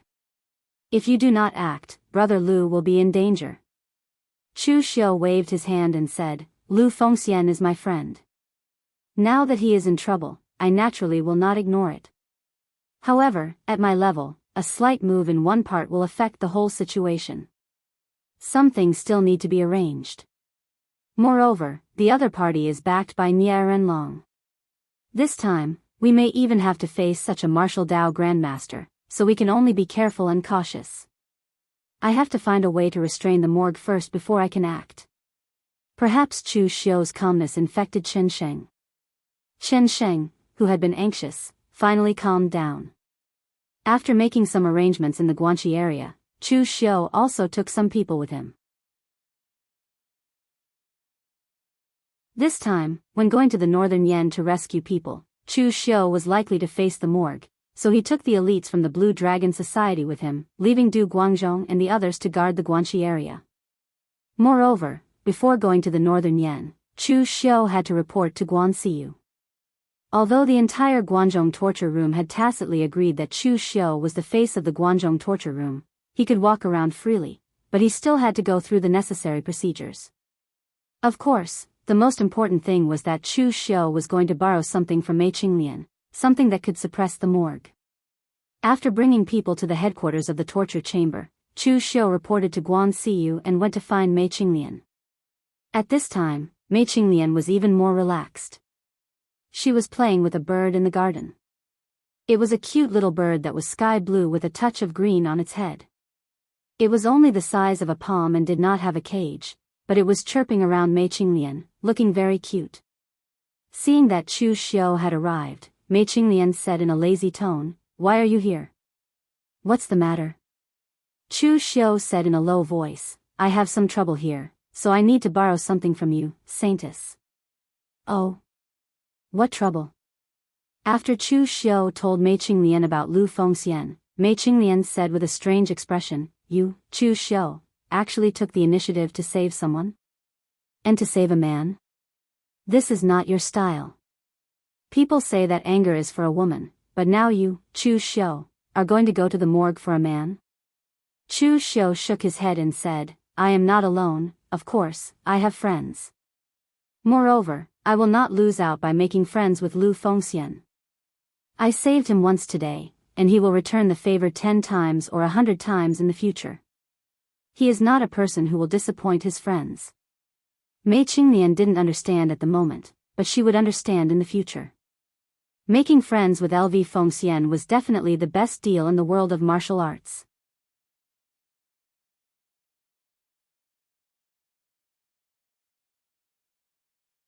Chapter 412. Mei Qinglian didn't know Lu Fengxian, but she knew that Chu Xiu was a man who would never suffer a loss. He was a good judge of character. Since Chu Xiu said that he wouldn't suffer a loss to save Lu Fengxian, then he wouldn't. Moreover, Mei Qinglian was also very curious about what kind of person Chu Xiu would hold in such high esteem. After all, Chu Xiu didn't look so arrogant, but Mei Qinglian knew that he didn't care about young experts like Zhang Qingjun or Zhong Xian. Mei Qinglian thought for a while and said, You have to think carefully before you act. Loyalty Village is not easy to deal with. Although Nie Renlong was the only martial Dao grandmaster in the morgue, what made people afraid of the morgue was not Nie Renlong's strength, but the morgue's connections and reputation. In other places, these connections and reputation may not be useful. But in northern Yan, that is the territory of the morgue village. Although the morgue village may not have 100 followers with a single call, it can at least create a considerable reputation in the local area. Chu Xiu nodded and said, I know. That's why I want to borrow something from you. Mei Qinglian raised her eyebrows and said, What do you want to borrow? Chu Xiu said in a deep voice, People. People? Chu Xiu nodded and said, It's people. Among the Yinma clan, there must be quite a few grandmaster-level experts hiding on the surface. Just like you and me, we need to borrow people like this. I won't let these people help me deal with the people from the morgue village. I'll deal with the other people from the morgue village. I just hope that if Nie Renlong really doesn't care about his reputation and wants to bully me, this person will stand up for me, Nie Renlong. Mei Qinglian nodded and said, I see. In that case, there are a lot of people like this. Leave it to me. Last time at the Demon Dao Alliance, Chu Xiu had already seen the power of the Yinma lineage in Mei Qinglian's face. This saintess position in Yinma clan was not low. Mr. Lu and other people from Phaseless Demon sect had to give her face. Even Wei Shia, an old monster of Yinma clan, knew her. So this time, Chu Xiu believed that Mei Qinglian's connections were far more than that. The martial arts grand masters of Yinma clan in northern Yen should also give her face. It seemed that it was true. Mei Qinglian agreed lightly and didn't ask Chu Xiu to take out anything in exchange, as if she just said it casually. Thank you, Saintess. Chu Xiu cupped his hands at Mei Qinglian. It was not appropriate for him to stay at Mei Qinglian's place any longer. After a few polite words, he turned around and left. Northern Yen Leping County, in Loyalty Village. Nie Donglu was called to the study by Nie Renlong, but Nie Renlong was only dealing with some official documents in the study. He didn't care about Nie Donglu, who was called to the study. The atmosphere was extremely depressing. Nie Donglu knew that he must have done something wrong to make Nie Renlong angry. However, Nie Donglu had always lived up to his expectations. In some aspects, he even exceeded Nie Renlong's expectations. So Nie Renlong rarely blamed Nie Donglu, and this kind of thing rarely happened. Nie Donglu could more or less guess why Nie Renlong was angry. He had even thought of an excuse, so even though the atmosphere was depressing, he was still calm and collected. After an hour, Nie Renlong finished dealing with the matters in front of him. He looked at Nie Donglu and said expressionlessly, looking at your calm appearance, you should know why I called you here, right? Nie Donglu nodded and said, I know. It must be because I mobilized the experts in Loyalty Village and instigated the Northern Yen pugilistic world to hunt down Lu Fengxian. Nie Renlong snorted coldly and said, since you know, why did you do it? I know you're angry about losing to Chu Xiu in the World Sword Sect Conference, but you shouldn't vent your anger like this. It's not a big deal that you lost to Chu Xiu now. There's still a long way to go. I've taught you countless times that you have to look far ahead. Don't care about temporary gains and losses. The one who can walk to the end is the winner. But what about you? Just because Lu Fengxian is a good friend of Chu Xiu, you framed him for participating in the massacre. You even mobilized the strength of Loyalty Village to kill Lu Fengxian. Does this kind of thing benefit our Loyalty Village? Using such a childish method to take revenge will only lower your own realm and waste the strength of Loyalty Village. There's no benefit at all. Nie Renlong didn't oppose Nie Donglio's revenge, but even if he wanted to take revenge, it was best to use a more effective method. He shouldn't be like this, making a small fuss to discuss Chu Xiu and only daring to attack the people around Chu Xiu. Nie Donglu had a serious expression as he said in a deep voice, Father, do you still not believe me? I won't do this kind of thing that harms others without any benefits. The reason I recklessly chased after Lu Fengxian was not to discuss Chu Xiu, but to eliminate a threat, a large threat. Compared to Chu Xiu, although Lu Fengxian didn't have a good reputation in the Jianghu, he was still a hidden dragon. As long as he had a chance, he would soar into the sky. His strength and potential were not inferior to Chu Xiu's. When he and Chu Xiu were chased out of Northern Yen, one went to the Guanzhong torture room and the other went to West Chu. Although Lu Fengxian didn't do as much as Chu Xiu in West Chu, he was appreciated by the World Alliance's Qinqing. Qinqing even personally asked him to join the World Alliance, but Lu Fengxian rejected him. Father, how could a person that the World Alliance's Alliance Master Qinqing values so much be someone easy to deal with? That Lu Fengxian and Chu Xiu are close friends.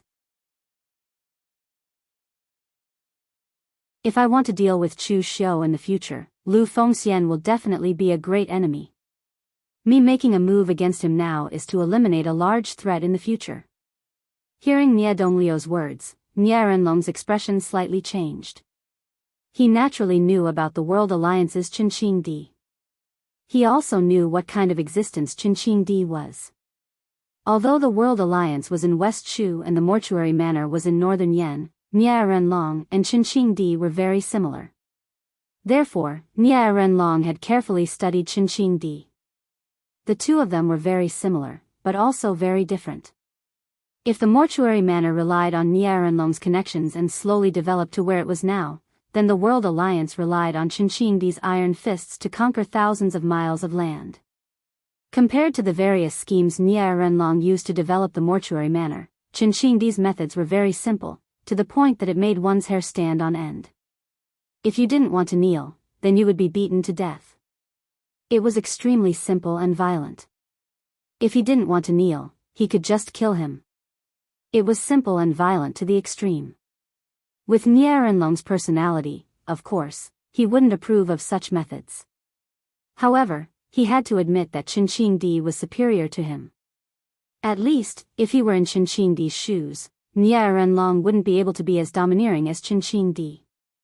Now that Qinqing thought so highly of Lu Fengxian, it was no wonder that Nie Donglu was so afraid of her. Nie Renlong looked a little better. As long as Nie Donglu didn't seek revenge out of jealousy and hatred, wasting the power of the morgue, then it was fine. However, Nie Renlong still said with a serious expression, since you know that Lu Fengxian is a threat in the future, but you still don't give him enough attention. You were the one who ordered Meng Yuanlong to take some of the followers of the morgue to kill Lu Fengxian? Nie Donglu hesitated for a moment, but he still nodded. Jiuhua Green Peak, Meng Yuanlong was the head guest of the morgue, and also Nie Renlong's sworn brother. Therefore, when Nie Donglu asked Meng Yuanlong to help, Meng Yuanlong didn't refuse and led his men to kill Lu Fengxian. Nie Renlong said expressionlessly, just now, there was news from Yanxi that Meng Yuanlong is dead. He was killed by Lu Fengxian with his halberd. What?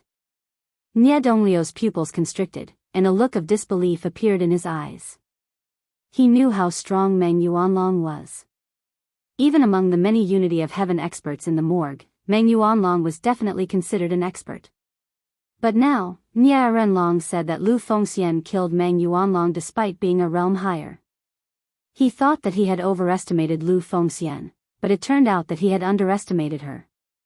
Meng Yuanlong was Nie Renlong's sworn brother. In the past, Nie Renlong had spent a great deal of effort to recruit Meng Yuanlong into the righteous manner.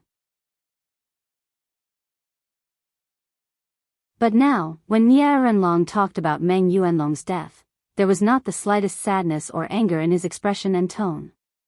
It was obvious what kind of person Nie Renlong was. Nie Donglu was the same. Obviously, he knew what kind of person his father was. Nie Donglu was only shocked about this, and similarly didn't feel any sadness or anger. After a moment of silence, Nie Donglu said hesitantly, "Then what should we do now?" Nie Renlong snorted coldly. "What should we do? If Meng Yuanlong wasn't killed, this would just be a matter between you juniors. When the time comes, there will naturally be many ways to get rid of Lu Fengxian. But now that Meng Yuanlong has been killed, if I still don't do anything, how will the Northern Yen pugilistic world view our morgue as weak and incompetent?" Nie Donglu frowned. "But I'm afraid that the pugilistic world will say that, Father, you attacked a junior in the pugilistic world and violated the rules. Some people relied on their strength to conquer the world, such as Qinqing Di. Others relied on their reputation to keep up appearances, such as Nie Renlong. In the Northern Yen land, Nie Renlong had a good reputation. He had a wide circle of friends, hated evil, and was kind and generous. All these commendations could be applied to him. Half of the morgue was supported by Nie Renlong's reputation. Therefore, Nie Renlong's reputation couldn't be tarnished. As a martial Dao master, attacking a junior was not a good thing. Nie Renlong narrowed his eyes and said, "There's one thing you did right, and that was to pin the Lu family's massacre on Lu Fengxian. I didn't attack to bully the weak, but to hunt down the villain who destroyed the Lu family, to eliminate evil for the entire pugilistic world. Dong Lu, remember, in this pugilistic world, some things don't matter the process, only the result matters. Sometimes, all you need to do is do things with a name. It's that simple. As for whether the name is real or fake, who cares?"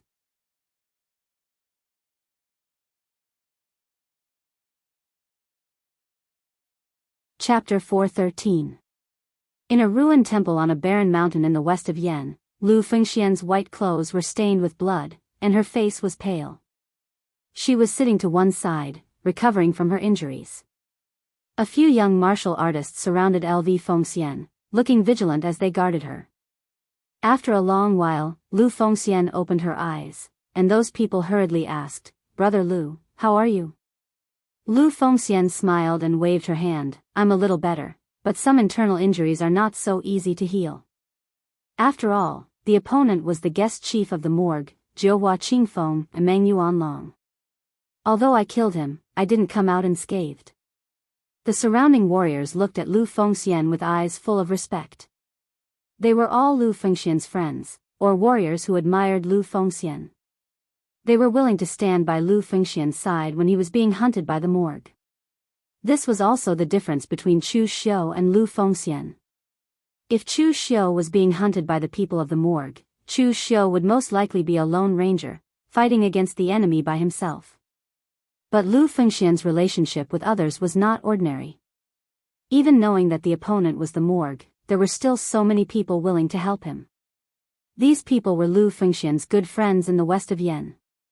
Even though Lu Fengxian had left the northern Yen for several years, as soon as Lu Fengxian returned, these people were still willing to help him at this critical moment. It could be imagined how strong Lu Fengxian's personal charm was. Moreover, these people really admired Lu Fengxian, not only Lu Fengxian's character, but also Lu Fengxian's strength.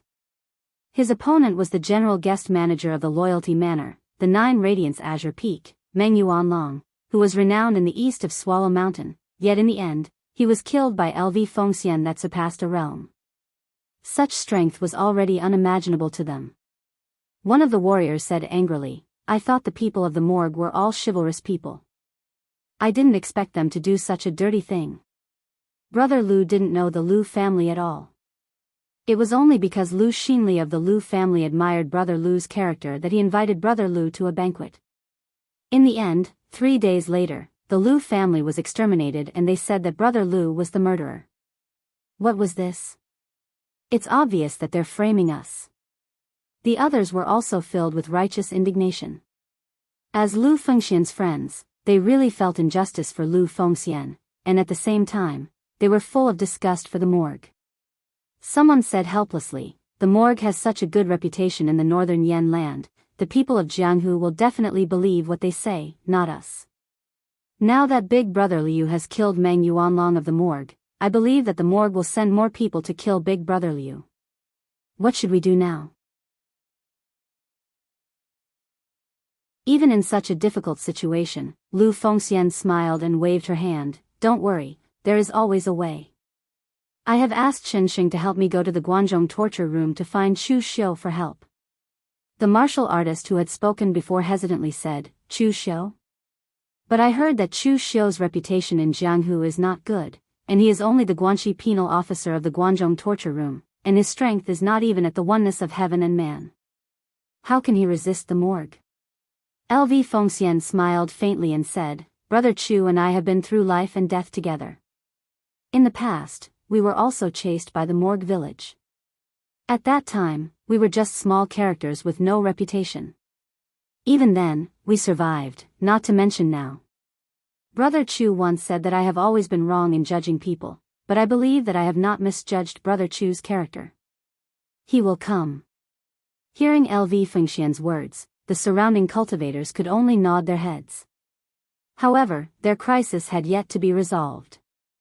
The morgue village was one of the 6 gangs of the human kingdom. Not only did they have a large number of members, they also had countless connections in the land of northern Yan. It could be said that other than the morgue village, there were also countless martial arts sects that depended on or were bewitched by the morgue village. At this moment, one of the warriors suddenly said, "Brother Lu, why don't we go to the Green Peak Villa for the time being? According to seniority, the master of the Green Peak Villa, Lu Qingfeng, is my martial uncle. We can hide there and wait for Brother Lu to recover before leaving."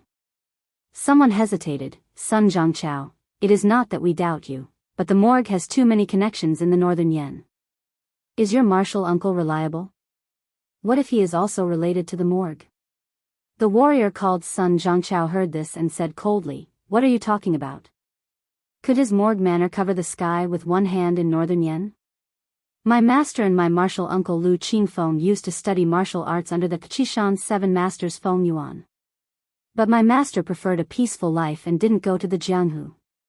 He only opened a martial arts school in the state capital to make a living. My martial uncle is ambitious and went to the Jianghu after he finished his martial arts. Later, he became the disciple of several masters, but he didn't forget Grandmaster's teachings. Every year, he would come to Grandmaster's birthday. My master's strength is far inferior to my martial uncle's, but my martial uncle is still very polite to my master. By the way, my uncle master had once gone to the godly martial school of the south of Yen to learn martial arts. He could be considered as an in-name disciple of the godly martial school. In the north of Yen, others might be afraid of the memorial village, but the godly martial school is definitely not afraid. Hearing Sun Zhangchao's words, everyone looked at Lu Fengxian. As long as Lu Fengxian agreed, they would go. After all, they all regarded Lu Fengxian as their leader. Lu Fengxian nodded without thinking and said, "Since Brother Sun said so, then let's go to Qingfeng Villa." This was Lu Fengxian's character. Although she was gullible, she gave people a very sincere feeling. This also touched Sun Zhangchao, who made the suggestion. If it was Chu Xiu, he would certainly be suspicious and then beat around the bush. He would only agree when he felt that there was no problem. Therefore, under Sun Zhangchao's lead, the group went to Qingfeng Villa. Qingfeng Villa was near the Pingyang prefecture of Western Yen. It was next to a small mountain with verdant hills and clear waters. The master of the villa, Lu Qingfeng, was considered the #1 figure in the vicinity of the River Sun Prefecture. In the early years, he followed Sun Zhangqiao's master and became the disciple of the Qishan 7 masters Feng Yuan. Feng Yuan was a famous martial artist in the Qishan Mountains of western Yan. He had the strength of 5 qis in the origin. As the name suggests, he was good at 7 martial arts, so he was called the 7 masters. Sun Zhangqiao's master only learned 4 martial arts. His talent was limited, so he could only run a martial arts school to make a living. Lu Qingfeng, on the other hand, learned all 7 martial arts in 3 years. Then, he began to roam the Jianghu and learned many martial arts. A few years ago, Lu Qingfeng had reached the origin of 5 qis, and his strength had even surpassed his master. Lu Qingfeng might be a little old, so he didn't wander in Jianghu anymore. Instead, he built Qingfeng Villa with his family. Because of his strength and connections in Jianghu, Qingfeng Villa developed quite well. As Lu Qingfeng's martial nephew, Sun Zhangqiao had come to the Qingfeng Villa more than once or twice. The guards at the door all knew Sun Zhangqiao, so they didn't need to inform Lu Qingfeng before letting Sun Zhangqiao and the others in. After a while, Lu Qingfeng walked into the living room. He had a square face, wore a black brocade robe, and kept 3 long strands of beard. He looked extraordinary. "Martial uncle." Sun Zhangqiao quickly stood up and bowed. Lu Qingfeng was surprised to see so many people besides Sun Zhangqiao. "Zhangqiao, who are they?" Sun Zhangqiao hurriedly said, "It's like this. This is the young Marquis Wen Lu Fengxian. I believe martial uncle should have heard of his matters." However, it was the mortuary manner that purposely framed him. "Right now, we are being hunted down and have no choice but to bring people to trouble martial uncle. Once brother Lu's injuries are healed, we will leave." Lu Qingfeng's eyes flickered when he heard that it was LV Fengxian. He naturally knew about the death of Meng Yuanlong, the guest elder of the memorial manor. However, he never expected that the murderer would be such a handsome but seemingly frail young man.